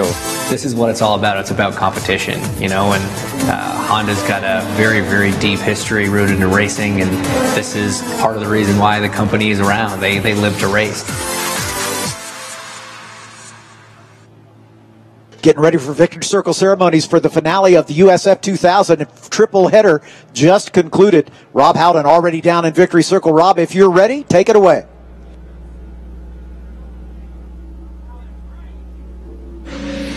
So, ladies and gentlemen, back down here in Victory Lane for the drivers in the Cooper Tires USF2000 Mid-Ohio Grand Prix, powered by Mazda. Last race of our triple header here this weekend. We had some action early on, but it kind of settled in, and the racing got very, very good. This driver able to make a move around the outside of turn 4. It's not the easy way around there, but he got the job done. Finishing in third place today, the 16-year-old from Sweden racing for Pabst Racing, Rasmus Lint, coming home in third place today. Great pass for Rasmuth around the outside at turn number 4. Tremendous. And he is back on the podium once again. To present him with his third place trophy, guests of Cooper Tires, Trinidad Izquierdo.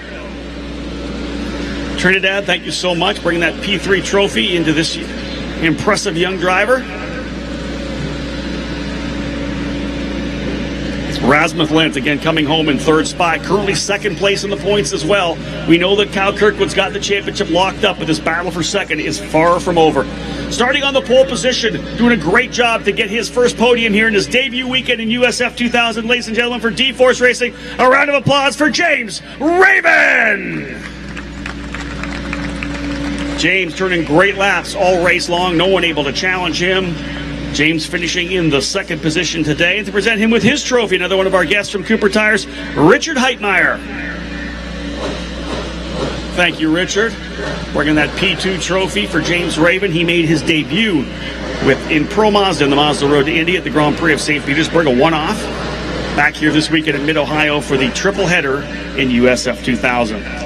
One more driver to bring out here, folks. What a year it's been. The 9th straight win for this competitor who has already locked and loaded the championship for Cape Motorsports. Ladies and gentlemen, the winner today, Kyle Kirkwood!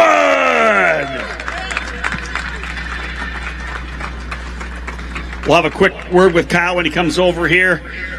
Just keeps on happening, man. The thing about Mid-Ohio is wherever you qualify, you're probably going to finish somewhere around there because it's such a hard place to pass. Mm-hmm. But when you're on the front row and you can get the lead early, it just makes it easy. You were able to get out front again. Thoughts here on this race? Yeah, that race went really well for us, I'd have to say.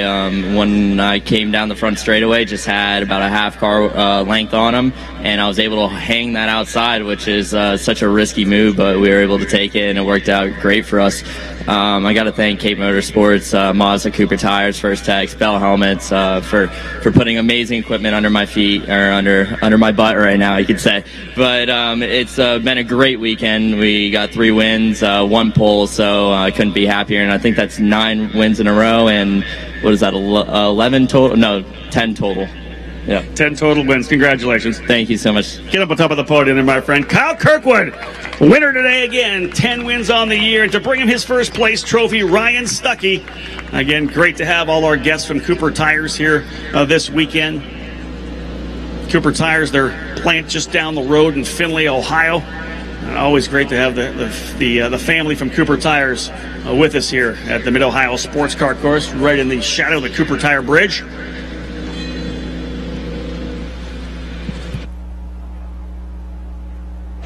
Again, here's your three drivers, your podium for USF2000, as we have two of our Mazda Road to Indy Series done here today. Pro Mazda, of course, wrapping things up. Rinus VK scoring the win here in USF2000. Kyle Kirkwood with the victory, his 9th in a row. But tremendous runs for James Raven and Rasmus Lint as well. Raven with D-Force Racing, Lint with Pabst Racing. 3 different teams represented on the podium here today in the USF2000 program. Indy Lights drivers will be next up, folks. The very top rung of the Mazda Road to Indy presented by Cooper Tires. 7 very talented drivers set to go for you here today. And again, these drivers all focus on trying to win in that championship, that $1 million scholarship that will put them in 3 races next year in the Verizon IndyCar Series, including the Indianapolis 500.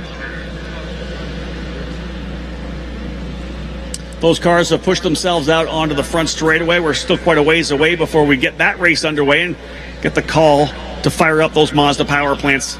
And for now, we will continue to enjoy ourselves down here in Victory Lane here at Mid-Ohio.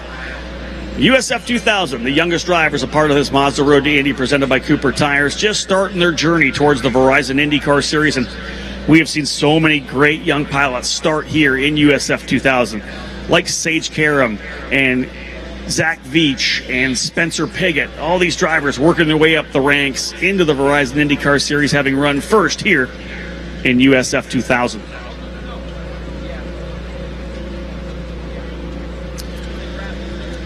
Gorgeous day here at Mid-Ohio. Not the super high temperatures I'm told you guys have been battling with throughout the last number of months.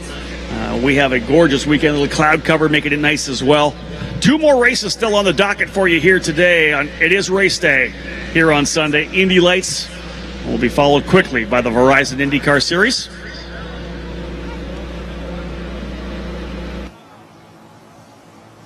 Thanks again, Rob. The spirit of racing continues at the Honda Fan Zone located in the Midway, and you're invited to come take part in all the exciting racing activities we have in store for our fans. Today, Honda has a special gift for all the race fans, a Honda IndyCar t-shirt. Supplies are limited, so hurry over to the Honda Fan Zone in the Midway for your chance to grab this free limited edition item. And while you're there, be sure to check out the lineup of Honda vehicles, including the all-new Honda Insight and the 2018 Green Car of the Year, the Honda Clarity. Hey, rookie racers, do you have a need for speed? Become a Mid-Ohio rookie racer today. All rookie racers get a membership kit complete with all kinds of swag from IMSA, IndyCar, the NASCAR Acceleration Nation, Cooper Tires, Summit Racing, and more. One frantically and heavily.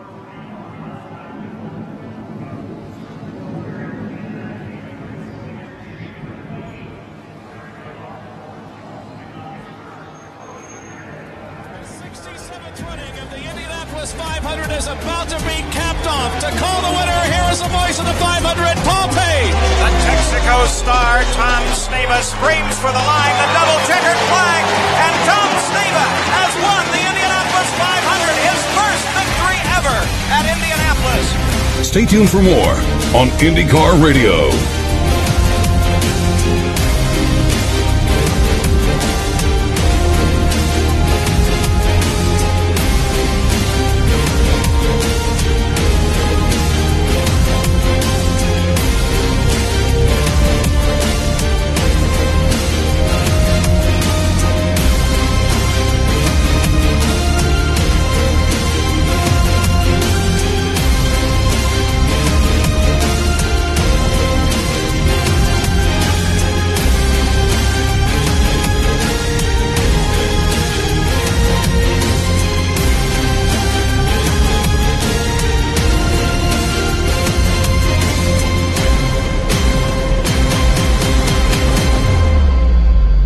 This is IndyCar Radio on the IMS Radio Network. And there is the white flag for number 3, John Rutherford. Pick it up, Ron Carroll. Okay, Sid, and here he comes right now from that number 25th position in the starting field. Johnny Rutherford wins or is about to win his first 500 over to Howdy Bell in turn 2. I'm really happy for Johnny and Betty because they're great people, and he likes homemade strawberry ice cream, incidentally, as he heads up the backstretch to Jerry Baker. He just now goes past us, Howdy, heading in toward number 3, and as you say, one super guy apparently off to the best win of his career. Doug? The crowd on its feet, waving their hats, waving their arms, as the red, white, and blue helmet of Johnny Rutherford and the bright orange car goes streaking by over into turn number 4. Here's Jim Shelton. Handsome driver, winning smile, and Johnny Rutherford. And here to call the winner is the voice of the 500, Sid Collins. And here's the checkered flag for Johnny Rutherford, winner of the 1974 Indianapolis 500-mile race.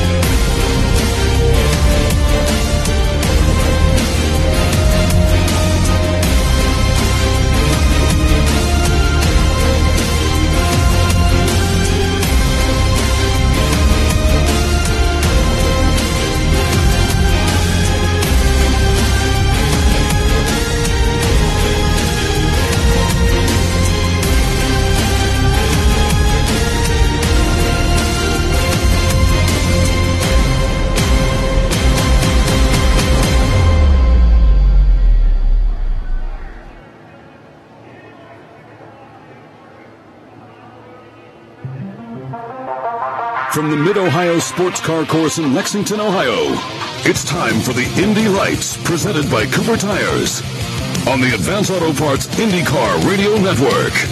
Live from Mid-Ohio, time to go racing for the Indy Lights Series, presented by Cooper Tires here on the Advance Auto Parts Indycar Radio Network. My name is Nick Yeoman. Thanks so much for tuning in, joining us today as we are set for round number 14 of this championship. Pato O'Ward is on the pole today with Aaron Tielitz to his outside as we're set to go racing for 30 minutes or 45 minutes, whatever comes first. We've got the voice of IndyCar Radio, Mark Janes, in the booth with me, as well as Trackside Online, Steve Whittick. And Mark, I'll start with you. Yesterday's race, pretty intriguing. Saw a couple of Andretti teammates battle for the win. Always good to see these race fans pack the hillsides here at Mid-Ohio. Well, we have wondered in the Verizon IndyCar Series when someone would take a stranglehold on the championship of the pair that we had through the first quarter of the season. Scott Dixon has done that in the Verizon IndyCar Series, and Pato O'Ward is really on a hot streak now, trying to, again, all but wrap up this championship. I mean, you know, a win at Iowa, a win in the first race at Toronto, a second place there on pole, got a win yesterday. Colton Herta, the brave soldier with that injury, and doing all he can to stay close. Still very much within striking distance, and I know Colton Herta is hopeful after a good night's rest that he'll have something for his teammate today. Steve, Pato O'Ward came into this weekend with an 18-point lead. It ballooned up to 25 after yesterday's race. He's on the pole position. He's got Colton Herta a couple spots behind him.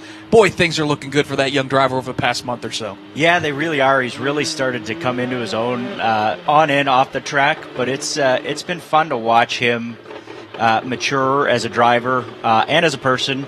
But it's so tight in this series. You know, qualifying, the top three were covered by 3/100ths of a second. So that's so close.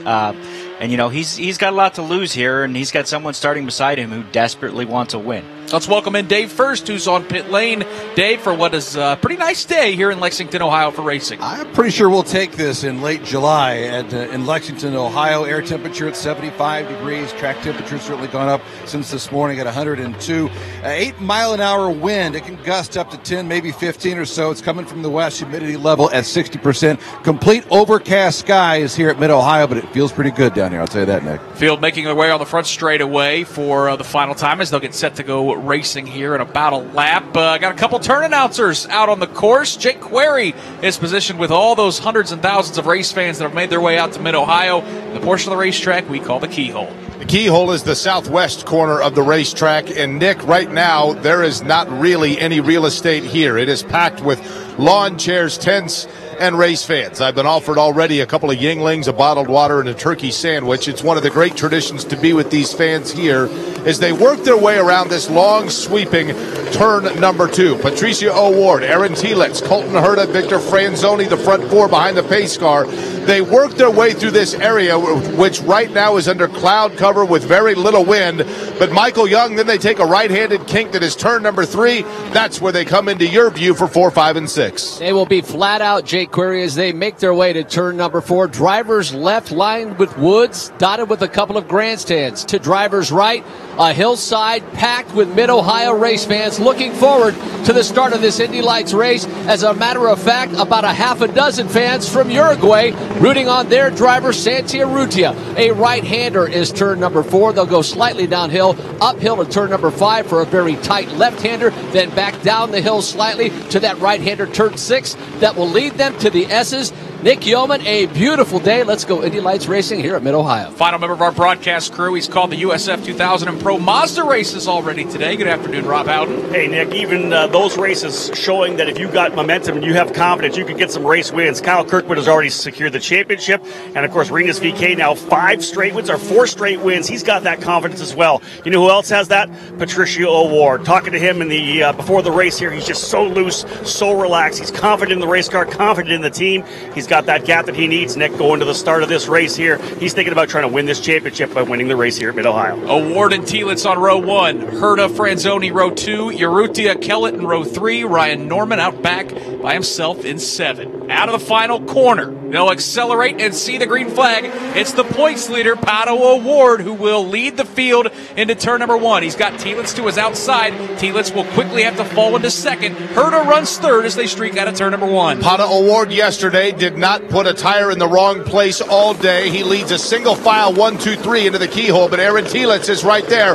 Colton Herta's got all kinds of activity from Santi Urrutia. That's the battle for the 3rd position. Keep an eye on it, Michael, as they come to you, the leaders, into turn number 4. Pato O'Ward already checking out to about a 10-car length advantage over Aaron Telitz. That's the battle for 3rd shaping up. Colton Herta on the inside, Santi Urrutia on the outside. Kellett and Franzoni side by side into the exit of turn number 4. Everybody shuffling into single file with the exception of Franzoni and Kellett. They're still battling down the exit of turn number 5 and into turn number 6. Kellett on the inside, Franzoni on the outside now, and Franzoni will get the spot to give Franzoni 5th. Boy, a ton of wheel banging, Mark James, for that 5th place battle as Franzoni and Kellett not giving each other an inch to the S. Yeah, no one more frustrated through that scenario than Ryan Norman. I mean, he started shotgun on the field, and he went high, went low into the keyhole. He tried it again through 4, 5, and 6, and just couldn't find any room. And now off the carousel, Kellett looks like he wants that spot back from Franzoni. What an opening lap, though, for Pato O'Ward, Jake, as he already has a 2-second lead on Aaron Telitz. Pato O'Ward again. Yesterday was absolutely perfect. Did not make a mistake. Now he enters into the keyhole. Now they're going to go side by side for second. Colton Herta's going to go to the outside of Aaron Telitz. Santi Urrutia going to try to do the same, but Herta's able to make that move. Now Urrutia to the outside. He's going to battle his teammate Aaron Telitz. This is the battle for 3rd. They're right behind Colton Herta, who runs 2nd. That allows Pato O'Ward to check out. Colton Herta's 6-car length advantage over Santi Urrutia, who gained that 3rd position over his teammate Aaron Telitz. Then it's Franzoni further back in the field at the tail end. Dalton Kellett and Ryan Norman battling. Pato O'Ward already through turn number 6. The rest of the field closely behind. Boy, Steve, I know the confidence for Aaron Telitz had to be through the roof with that front row start, but this has not been a good start to the race for that man. Yeah, no, I had a chance to catch up with him this morning, and he, like Santi, he was pretty loose and ready to go, and his team owner Brian Bellardi told me that he thought he was going to win this race, and it just, once again, it's just been, the season has just not gone his way. And Mark, that was a power move by Colton Herta. Yeah, and when the car can stick to the high side through the keyhole, you might tuck that into your memory bank a little bit, although O'Ward certainly has a lot of pace. We'll see if Colton has anything for him. That was a very strong move for sure. We don't see passes stick like that very often. Oftentimes that car to the bottom comes off the turn and is able to get off there a little quicker. So a great move by Colton Herta. Telitz, Jake, is going backwards. He's falling into the grasp of Victor Franzoni. Franzoni has to worry about Dalton Kellett as well. He's right behind him. Telitz has a 3-car length advantage over Franzoni, and then you get to that machine of Dalton Kellett. Leaders already in front of Michael.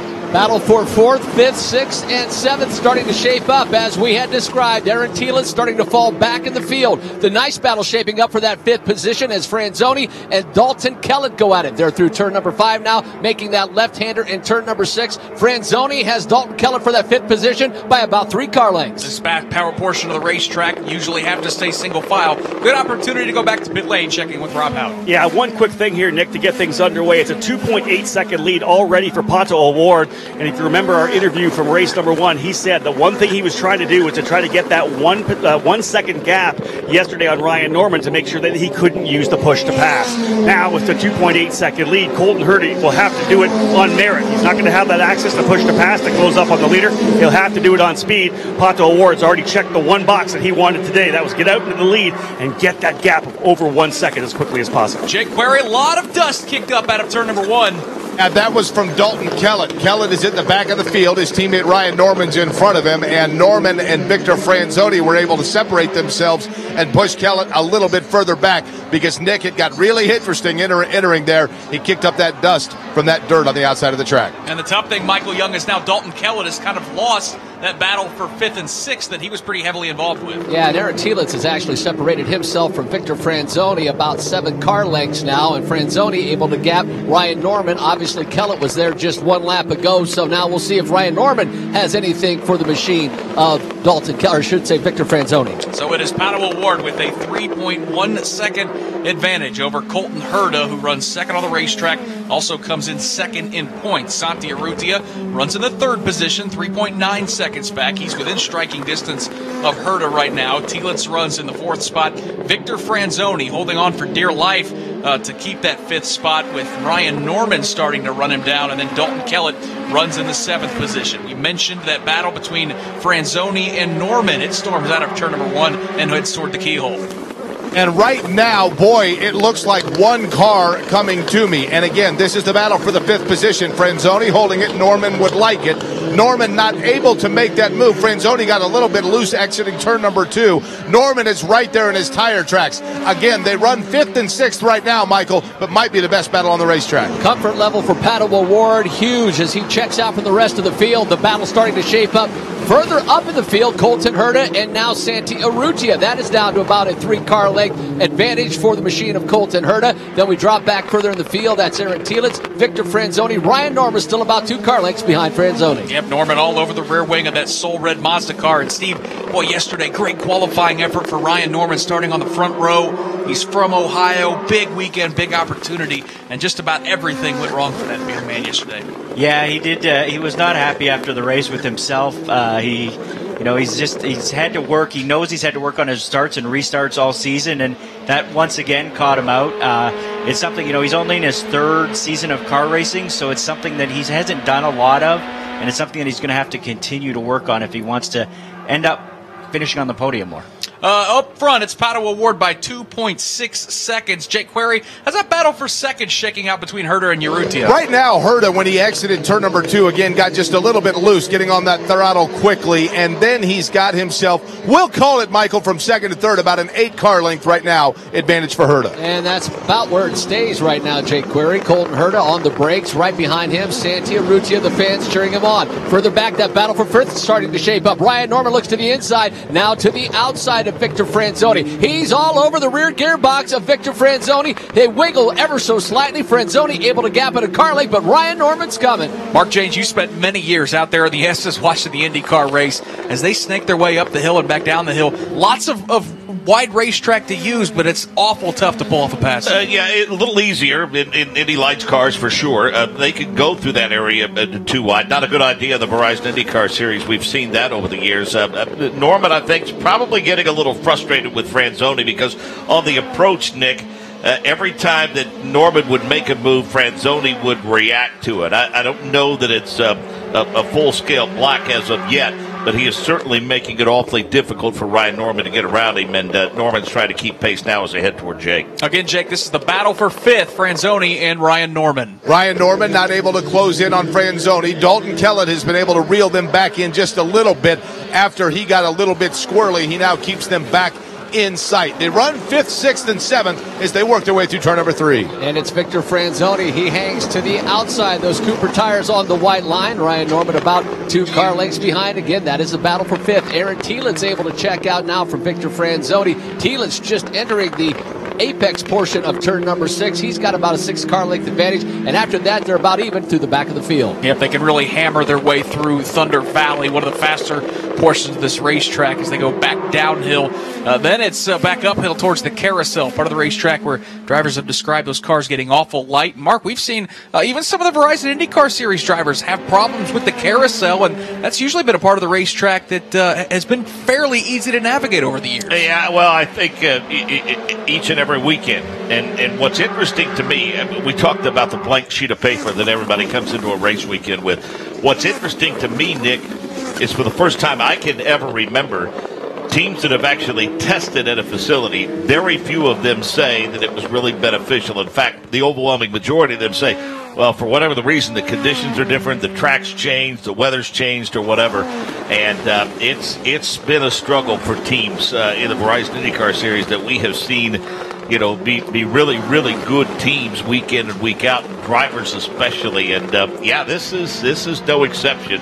But it's funny when you get a guy that's as hot as Scott Dixon's been of late, and then in the Indy Lights presented by Cooper Tires, a guy like Pato O'Ward, as hot as he's been, he's not complained about grip. He's not complained about tire wear. He's not complained about handling issues. He feels pretty good about all of that, as a matter of fact. 7 laps in the books here at Mid-Ohio. It's Pato O'Ward, Colton Herta, Santi Urrutia, the front 3. Aaron Thielitz runs in 4th, Victor Franzoni 5th.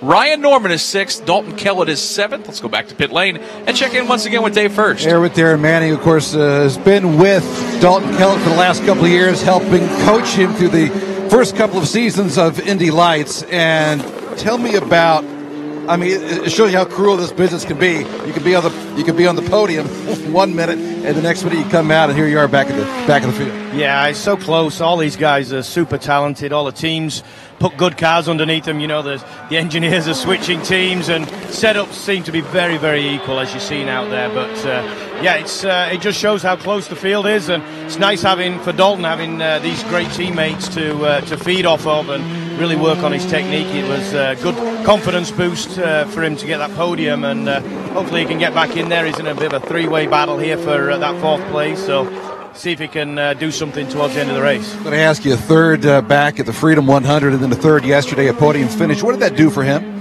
Oh, it's great. He's been struggling a little bit on the past couple of races at Road America and Toronto with some, unlucky issues, maybe, let's say, and some performance issues. And he worked really hard at the test here coming up, and that's just going to be a mega confidence booster. Because he's only got a few more races till he's looking towards what's happening next year. Is it an IndyCar move? What is he going to be doing? So these are really important times for him. That leads, to that next question. This is his 47th career start in Indy Lights, and this is 3rd season all told. Would you like to see him back at Indy Lights next year? Would that help his career at all? Yeah, I think so. Maybe even a partial season for him, and maybe a partial IndyCar season. Obviously, budget's a big concern for all these guys moving into IndyCar. That's a big jump in sponsor commitment. So, that's going to be the biggest governing factor. He's tested the IndyCars a couple of times for the Andretti stable and performed very well. I think that car actually suits him a little better than the Lights car, but he's still got to do it.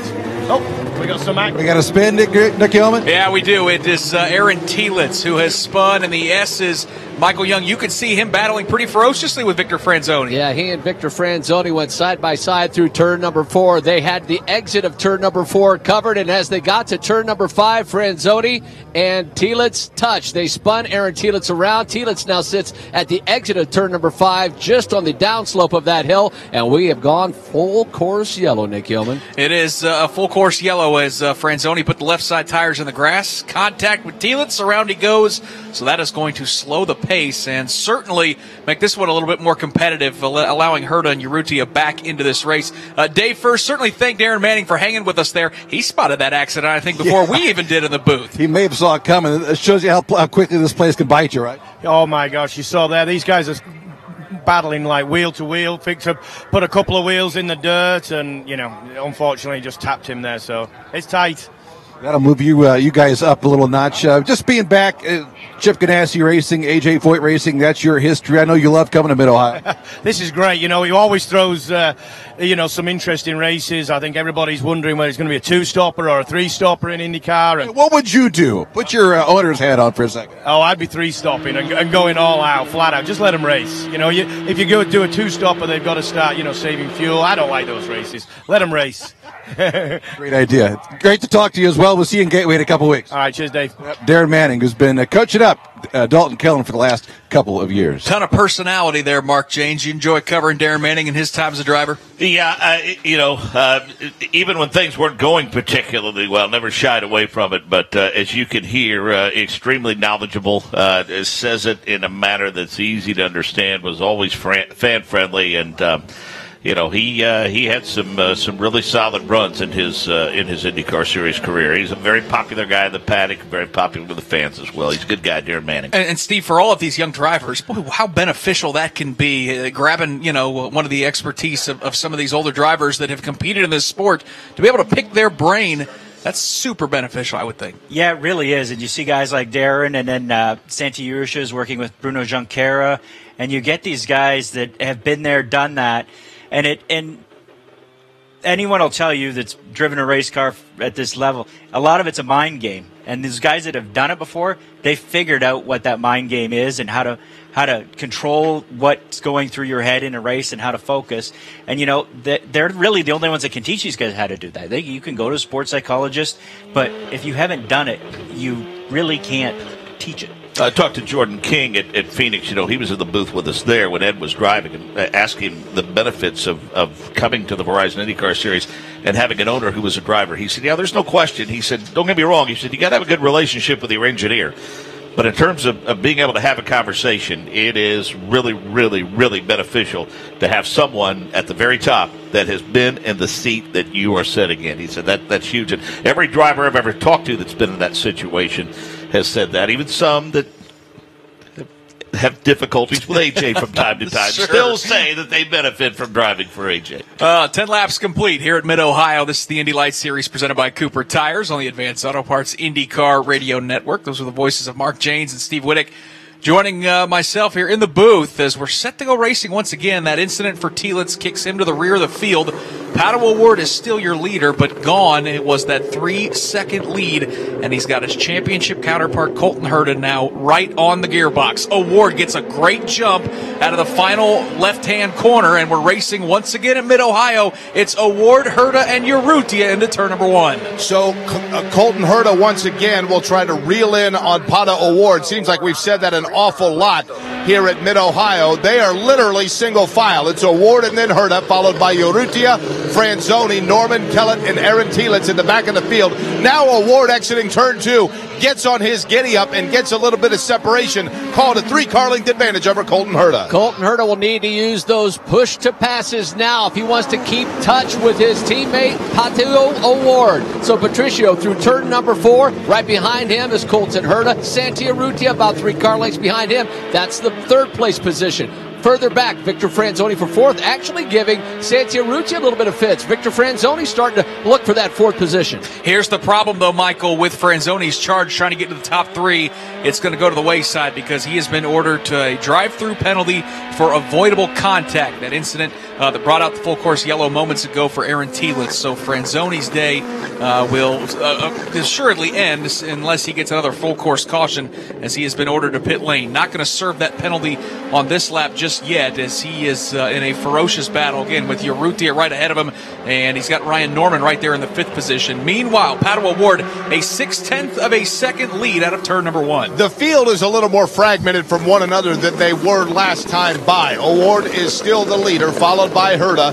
Then Urrutia's got some serious action going on with Franzoni, but Franzoni's got Ryan Norman there as well. So that battle, when you start getting through there in the 4, 5, 6, gets pretty interesting. Leader in front of Michael. 3-car length advantage, Pato O'Ward over Colton Herta. Then it's Santi Urrutia about 6-car lengths behind Herta. Franzoni, who will have to serve that drive-through penalty, still battling for that 3rd place position, is further back in the field. Now Aaron Telitz looks like to move around Dalton Kellett. He'll try the outside in turn number 5, the inside in turn number 5, and now right behind him in turn number 6. But Aaron Telitz clearly a fast car, wants to make his way back to the front. He's searching, Mark Jane, searching for every inch around that racetrack to make that pass. Yeah, and let's face it, Kellen's making the car plenty wide for him for sure. But I think what impresses me is the grip that he has on that race car. I mean, as you heard Michael describe it, I mean, he's tried every groove possible, and there you see Franzoni just a few cars above, now serving that drive-through penalty, Nick. Up front, it's Padua Ward, 0.7 of a second. Jay, Colton Herta is hanging on, and most importantly, he's close enough to use that push to pass. Keep in mind, Colton Herta is doing that hanging on, wearing that brace on his thumb after the incident in Toronto that led to a fracture. But right now, no problems keeping in control of that 98 machine. The one problem being, Michael Young, that keeping control of it means keeping control of it once again behind Patricio O'Ward. And Patricio yesterday, I think, was toying with Colton Herta, clearly in command of the race yesterday. Today, not so much. Colton Herta now 3 car lengths down to 2 car lengths. The apex of turn number 5 and back down the hill. Colton Herta not going to lose touch of Pato O'Ward today. Actually may have a better car than he did yesterday. Maybe have a little something for his teammate. Yeah, no doubt about it. This is deja vu. It was these two that decided the race yesterday in the closing laps, where Colton Herta just hammered on that boost button, the push to pass, to run down Pato O'Ward, but just could never find a way around him. Today, he's got 13 more laps to try to do it, and he is all over that rear wing through the carousel. Those cars get awful light, dance around a little bit out of the final couple of corners across the line to complete lap number 15. It's Pato O'Ward, your leader, still 0.6 of a second, the deficit back to second. Field working its way into the keyhole. Those front two have literally started to separate away. Patricio O'Ward and Colton Herta. Then behind them, Nick, is Santi Urrutia. Urrutia running in third, and he's got a very interested spectator down on pit road, Nick. Let's go back to pit lane, and Rob Howden, you're standing by with John Doonan. Yeah, get a chance to talk to John. Always a pleasure. Let's go back to the track, guys. Yeah, just outside. Colton Herta trying to make a pass on Pato O'Ward. Look to the outside. Hangs on the outside. Side by side. Now they go down to turn number 5 to the entrance of turn number 6. Boy, Pato O'Ward made that car extra wide. Colton Herta's coming. There they come down out of turn number 7. Pato O'Ward is being challenged like he hasn't been all weekend long, as Colton Herta is right there through Thunder Valley. O'Ward gets a nice little run, gaps him by a couple car lengths. They'll go back up the hill to the left-hander, the right-hander of the carousel. This is where they snake their way back towards the start-finish line. Colton Herta is right there, closest he's been all day long. It was 0.6 of a second 1 lap ago. This time across the stripe, it'll be right at about a half a second, back up to 0.7 of a second. The battle for the race lead is on, Jake. Yeah, it's interesting because in this area of the racetrack, O'Ward's able to get himself a little breathing room, and by that I mean they take a right-handed turn that is a long sweep. It is the area called the keyhole. There's a slight dip in elevation, but it's exiting there where O'Ward gets himself a little bit of move over Herta. But Michael, then Colton Herta through turn number 3 is able to close in. I think the last time by, Jake, he just launched out of turn number 2. I saw him, by the time he got to turn number 3, he was ready to make the pass on Patricio O'Ward. Not so this time. Nice battle shaping up further back, 3rd and 4th now. It's the machine of Ryan Norman starting to make a little headway, trying to get around Santi Urrutia. And Steve, obviously, Colton Herta has a huge advantage with this push-to-pass system, knowing that the leader can't use that extra boost. Yeah, he really does, and I think he's got 10 left, and he's about halfway through the race, so he's still got a good chance to use those. And after the race yesterday, he was really mad at himself that he used so many trying to get around his teammate Norman, and then the safety car came out, and he had not enough to catch O'Ward at the end, but it's definitely an advantage, and you just see he just used one again, and the leader can't use it, so it's purely an offensive weapon. He is closing out of turn number 1. They chase each other back up to the keyhole. Jake, into your view. Herta decides not to try to go to the inside of O'Ward, but rather to stay right in the exact same line. O'Ward has himself a 2.5 car length advantage as they work their way through the keyhole. Now takes that slight right-handed kick out of turn number 3. And a nice run for Colton Herta closing in. It was 2 car lengths, now down to 1 car length. Herta puts those left-handed Cooper tires tires onto the white side, puts the right side then on the curb at the exit of turn number 4, draws right to the rear wing now at the exit of turn number 5, onto his teammate Patricio Award. Pato now a 2-car length advantage as they climb the hill through the S's. Mark James, these two have won 10 of the 13 races this year. It's only fitting they've been slugging it out for the championship and that they would be putting on a show here at Mid-Ohio. Yeah, I mean, they're teammates, but not right now they're not. They're competitors for the championship, and they're going to race each other hard for sure. It just seems like in terms of the straight line speed, getting off the corners, getting back into the throttle, just a little better setup. Getting back up to speed a little quicker is Award, and Colton does seem to be able to catch him, though, with the more technical portions of the racetrack. Let's follow this battle one more time. Jake Query is not only the battle for the lead, but pretty good battle for third as well. Yeah, it's two different battles that each are gaps from one another about the same amount. Thing is, there's about 20 car lengths between Colton Herta in second, then Santi Urrutia and Ryan Norman. But the distance between the first and second place car and third and fourth place car, both gap by about 3 car lengths. You're exactly right, Jake Query. Patricio Award enters turn number 4. Colton Herta right behind him. The gap this time about 4 car lengths. Side by side, the battle of third now. Ryan Norman to the outside. Tucks to the outside again, going through turn number 5. Looks to the inside, tries to get the advantage on Santi Urrutia. Now through turn number 6, Ryan Norman giving it everything he's got. A car length back from Santi Urrutia for third. Both drivers sliding all over this racetrack, looking for that third spot. Ryan Norman wants it really bad. These two made contact down in the S's yesterday that sent them spinning down the hill. So this battle resumes. Up front, it's still Pato Award and Colton Herta. They run 1-2 on the racetrack across the start-finish line. Pato Award gets there first. The deficit still just a half a second as Colton Herta continues to put the pressure on Pato Award. The white machine of Pato Award with that green accentuation on the outside of it. Then it's that Yankee navy blue of Colton Herta with white trim on the top. Their distance between the two is the same as the last time by. Michael, we said it yesterday, Colton Herta is just waiting for Award to make a mistake, but it has yet to come here in race number 2. Yeah, he's going to have to use up all those pushes to pass if he wants to get around Pato Award. This time that gap down to a car length and a half. So Herta takes it in very deep into the exit of turn number 4. Ryan Norman able to get around Santi Urrutia down the back straightaway. That was a very nice pass by Ryan Norman as he hit the push to pass button. A bad exit to turn number 2 for Santi Urrutia gives Norman the second, or should say the third position. Yeah, great rebound for Ryan Norman, who is now into podium position to join his Andretti Autosport teammates. Rob Howden, I want to thank John Doonan for hanging by there on pit lane as the racing got fast and furious here at Mid-Ohio, but knowing John and how much he loves these drivers competing with those Mazda engines, I bet you two are having just as much fun as we are watching this. Yeah, we almost didn't want to answer the call, Nick, because we're watching this race here right now. John, I want to talk to you about Colton Herta and Pato Award a little bit. You've watched 247 drivers come through this program, this Road to Indy program, since 2009. You guys have given out $12 million in scholarships. One of these drivers is probably going to get that scholarship for next year in IndyCar. What are your thoughts on these two young men?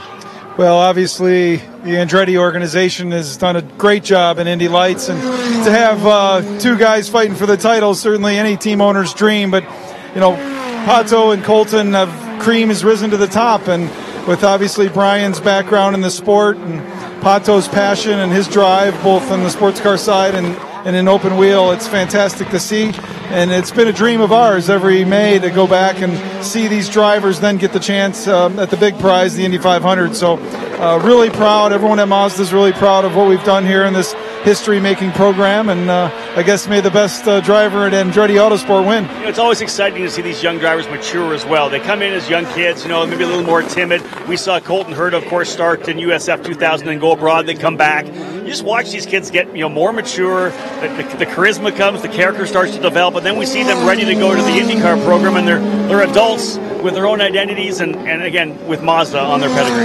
Yeah, it's been terrific. Our whole vision from the beginning was to create the whole package.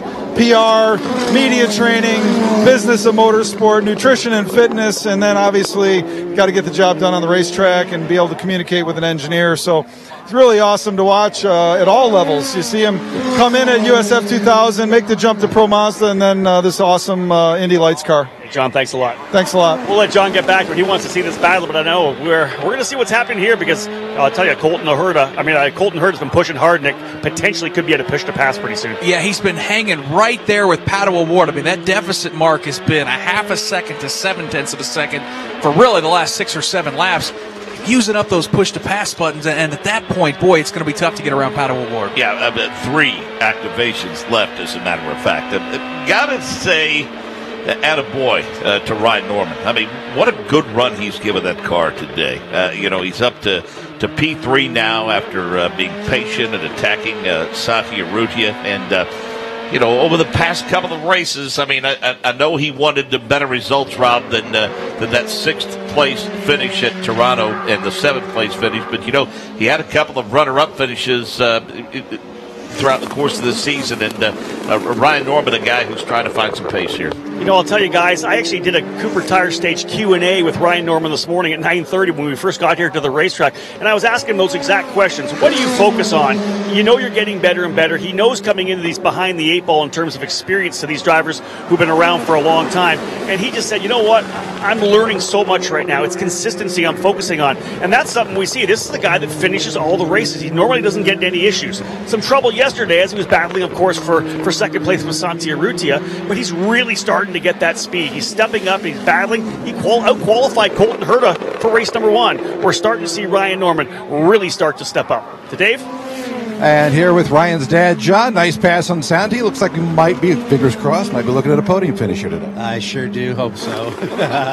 After yesterday, it was a bit disappointing, but Ryan's strong today. His car's fast, and it's great. He came from 7th, now he's in 3rd. Very happy for him. All of this, I don't know if you remember this or not, all this has been a year now since you guys announced the Journey sponsorship on the car. It's been a year, and here we are back a year later at Mid-Ohio. Yeah, it has been a year. It's been a great year, actually. We knew coming into Indy Lights that it was going to take a couple years to get, the style down. But Ryan's doing great. The guys from Journey have been loving it, watching Ryan getting better and better, and let's hope we have a podium today. And this is a relationship, the keyboardist, right? John King, is that? Yeah, Jonathan Keene was a keyboard player, but I'm friends with him, and we approached him, and I said, hey, Ryan's doing these Indy Lights, and I always say, don't stop believing, buddy. And that's exactly what Jonathan Kane's dad said to him. And right. Jonathan really, connected with that, and he went and asked the other guys in the band. They said, absolutely, let's do this. That's tremendous. Have you guys looked ahead to next year at all? Thought about maybe what Ryan should be doing? Well, we obviously need to get through this year and see what's happening with Indy Lights season next year, because nobody really knows how many cars there are going to be and so on. So our options are open, but certainly we're going to be racing next year. I can tell you that. We know this though. Don't stop believing. Correct? That's how it goes. Don't stop believing. Yes, don't stop believing. Amongst others, of course. Thank you. Thank you. Have a great day.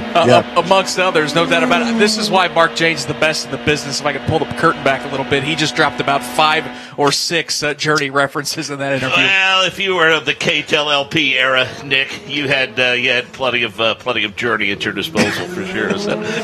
It's fantastic stuff, and a cool story. Ryan Norman's dad, a good guy, and Steve, he's a young man who just, we say it every week, he gets better and better and better. He's knocking on the door to getting a race win, and one more year in Indy Lights seems to be like the smart move where he could be a race winner and a championship contender. Yeah, it really would be, Nick. He's, like I said, it's only his 2nd year in cars. He started out running Atlantic Series, and that was a high downforce, lower power car, and now he's gone to a higher downforce or higher power, lower downforce car, and it's taken him a little while to adjust, but he's adjusted well, and you're right. It's just the results just keep coming. He keeps getting better and better each weekend, and I think, one more year would really serve him well. A good story. Ryan Norman trying to look for a top 3. Meanwhile, Jake Query up front, our leader's locking up his tires. Yeah, he did exactly that. You can see a small puff come off the rear of Pato O'Ward's car. Colton Herta, though, was not able to really take advantage as a result of that slight hiccup.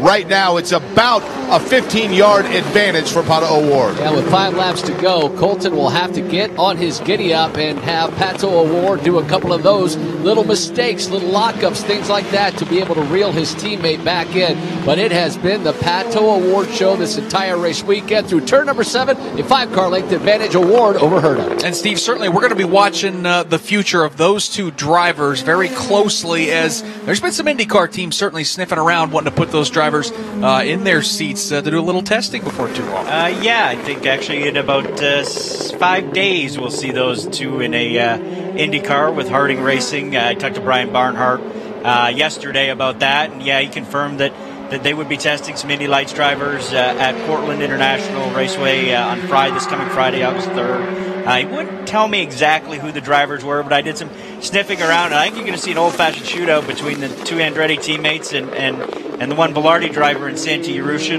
to kind of see and get a test. And it's kind of something that Brian has been planning to do since he made the move to look towards the 2019 season and test out some veteran drivers and some Indy Lights guys. And it's really good to see that the IndyCar teams are embracing that. And I think you'll see a few more benefits down the road for IndyCar teams that test and run an Indy Lights team that will help out the kids moving up. Mark, no doubt about it, Mike Harding is taking kind of a different approach to the second half of the season, trying out some different opportunities, as Steve's reporting. Obviously, some of those Lights drivers going to get an opportunity as Colton Herta just runs a little wide to let Pato O'Ward stretch that lead out a little bit.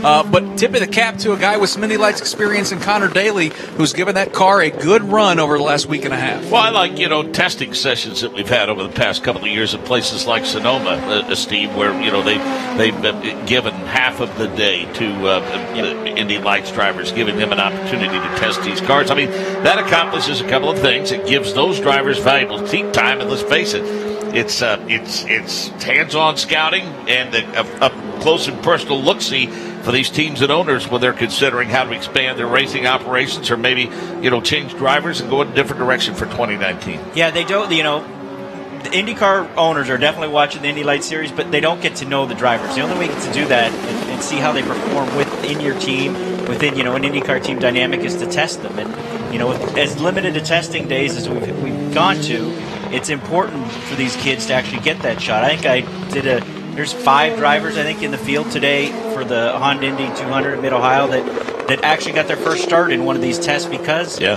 IndyCar teams were given an extra test day if they test an Indy Lights driver. Yeah, it's super beneficial, and that partnership really from all the way up from USF2000 to Pro Mazda, the Indy Lights, and then to IndyCar. It's been so beneficial for some of those drivers. Kyle Kirkwood, Steve, a driver that's already captured a championship, or certainly will officially here in a few weeks to close out that championship, scoring yet another win in USF2000. Yeah, it's 9 in a row for Kyle. He had a little bit of help today by someone who didn't get the greatest start, but that's been the way it's been for him all season. He hasn't started on pole that often, but he just races his way to the front every time. He puts himself in that great position, and he's another one that's gone through, Jeremy Shaw's Team USA scholarship program, which Jeremy has, I think, 10 kids here this weekend, 10 potential drivers who I get a chance to meet in the future of the sport. And, those guys all learn in that program. They go over to England and do the Formula Ford Festival and Walter Hayes Festival, and it's a great training ground and a great chance for those kids to grow up.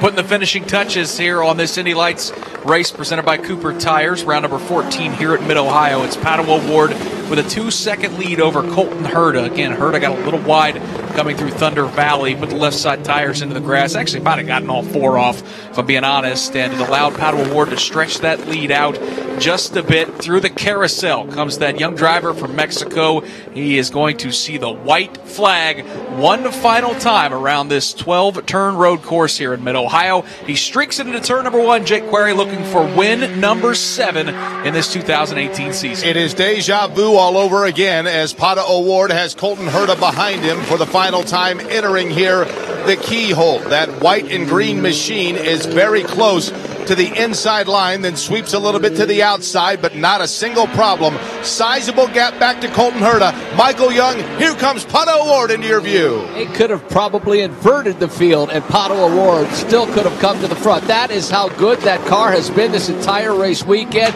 He has teased the rest of the field, swatted the ball around, and has checked out from his teammate Colton Herta. Pato Ward is through turn number 6, a 15 car length advantage over his teammate Colton Herta. He'll come to you for the final time, Nick Yeoman. Just 3 races left after this, and we may very well look at this weekend where Pato Ward was absolutely dominant as the one where he put the finishing touches on the championship. A lot of points on the line at Gateway, a doubleheader still to go at Portland, but what a weekend here in Lexington, Ohio for Pato Ward. Out of the final corner, he'll score the victory in round 14. Pato Ward wins at Mid-Ohio here in the Indy Lights Series presented by Cooper Tires.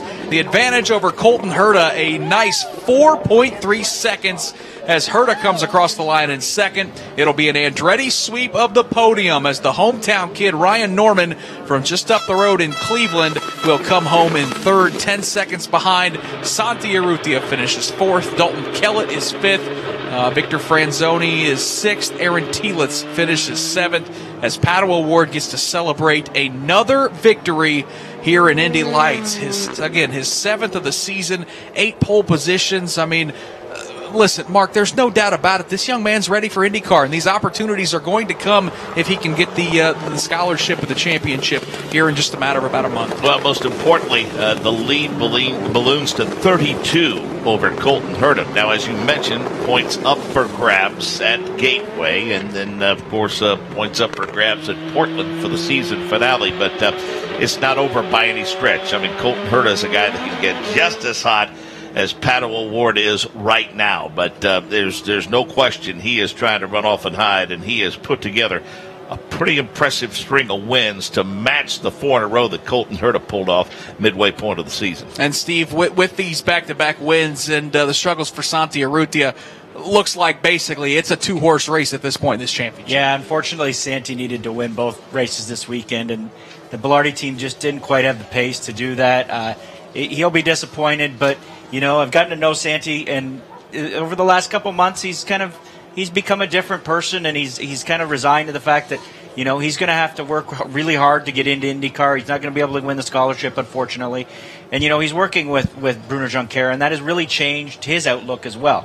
Pato Ward gets to take the victorious drive down pit lane.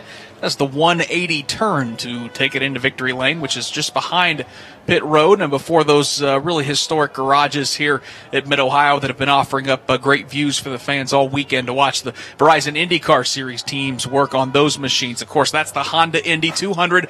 Live coverage coming your way at 3 o'clock Eastern with Mark Janes and Anders Krohn here in the booth guiding you through that race, which is just going to be fantastic. Alexander Rossi on the pole. So what an opportunity, Mark, as we wait to hear from Pato Ward.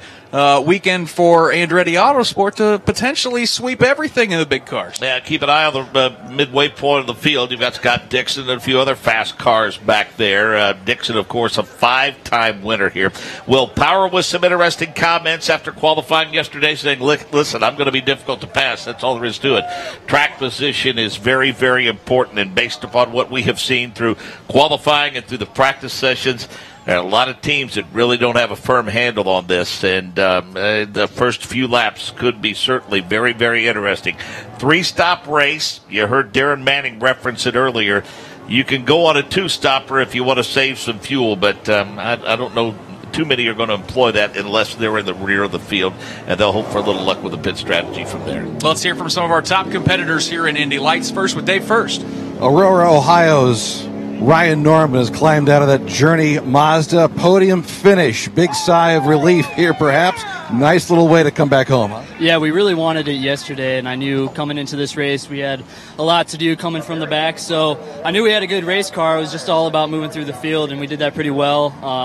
When I passed Santi, I was a little too far behind Colton and Pato to use my push to pass, so I was kind of stuck there after that. But really, really proud of the team. They gave me a great car this weekend, and I'm super pumped to be on a podium at home. Things got dicey out there a little bit, didn't it? Yeah, I mean, sure did. I mean, with especially with 10 laps to go, my right front tire was falling off a little bit. Felt like I had a flat spot or something, so I was just trying to bring it home at that point. But Yeah, I mean, it was definitely a fun, interesting race. What a journey, if you will. Congratulations. Enjoy the rest of the day. Thank you very much. Ryan Norman, podium finish here at Mid-Ohio. Yep, a great third-place finish for Ryan Norman as Andretti Autosport gets the top 3 steps on the podium.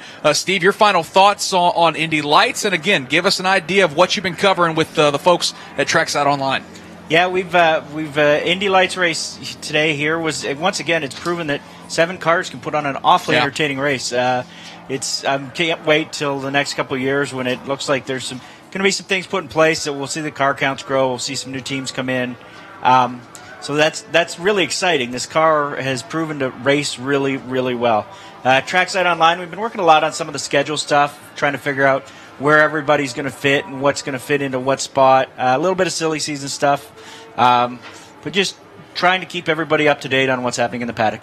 All right, really appreciate you being here. Have a great rest of the day and enjoy the Honda Indy 200. Let's hear from our race winner, standing by in victory lane with Rob Howden. Yeah, very happy Patricio Award. That was a battle, though. You had your teammate Colton Herta coming through on the rear wing at one point, made some moves, was looking at you. Give me your thoughts on the race itself and how you were able to defend on that pressure. Yeah, I mean, I think I did better than yesterday in the start. I think I got like 2.5 seconds or something, and I could have kind of managed that gap throughout the whole race, but the yellow didn't come to our favor. It came to Colton's favor, and after the restart, he was able to engage the push-to-pass because he was within 1.5 seconds, so it was hard to keep him behind me, but the 27 car had pace, and once he finished his push-to-passes, we were pretty much gone. I knew if I just pushed him to finish all the extra boost that he had, we could have run away with the thing. Showing a little emotion there on that cool-down lap. Had the hands out of the cockpit, pumping the wheels, waving to the crowd. How does it feel right now knowing you're going to have a 32-point lead going to Gateway? It feels great. I honestly, after Road America, my goal was to sweep the month of July. I missed one race and a couple poles in Toronto, but it was pretty damn close to what I wanted to do. So I couldn't be more stoked, and I really want to thank everybody that has believed in me this year. It hasn't been easy. But, Michael, his team, and everybody within the Andretti tent has been welcoming me, the best way I could ever imagine. So I owe a lot of this to them and obviously everybody that have helped me get to this point. Congratulations. Thank you. Pato Award, guys, the winner today. His teammate standing by with Dave First. Here with Colton Herta, and you wonder if you had a little bit more push to passes, what might happen as he pours little cold water over that thumb. That thumb's been through the ringer this weekend, hasn't it?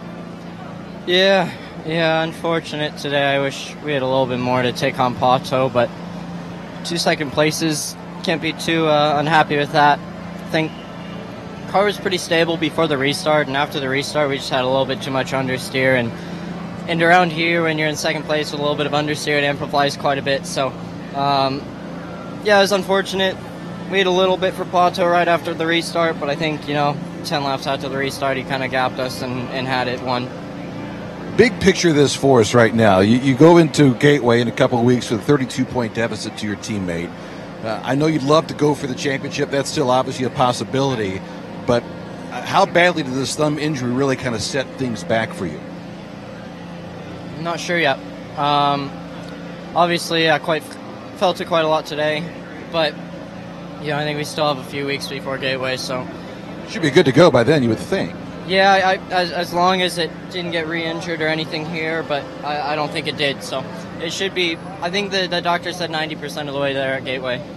We'll heal up. We'll see you in a couple weeks. Thanks. Colton Herta finishes second. Yep, 2 straight days of starting third, finishing second for Colton Herta, and unfortunately in his championship hopes, it comes behind Pato Award, who sweeps the weekend. A great job by Dave First and Rob Howden on pit lane.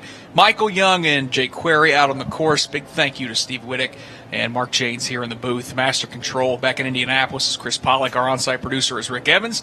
And the network general manager is Wally Levitt. Again, programming note, 3 o'clock Eastern, live coverage of the Honda Indy 200, just a little under 1 hour away. Mark Janes, Anders Krohn will have live coverage of the Verizon IndyCar Series as their chase for the championship is an interesting one with points leader Scott Dixon starting way back in the 9th position. Congratulations again to Pato Award, your winner in the Indy Lights Series, presented by Cooper Tires.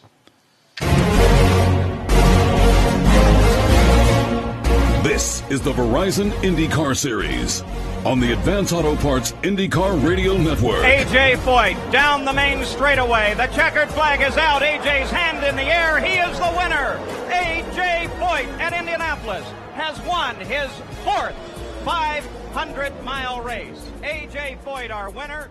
The flag will fly now for Tom Sneva and then for Al Unser. We will be talking with all of these drivers in just a moment. Lou Palmer is in victory lane as A.J. Foyt takes now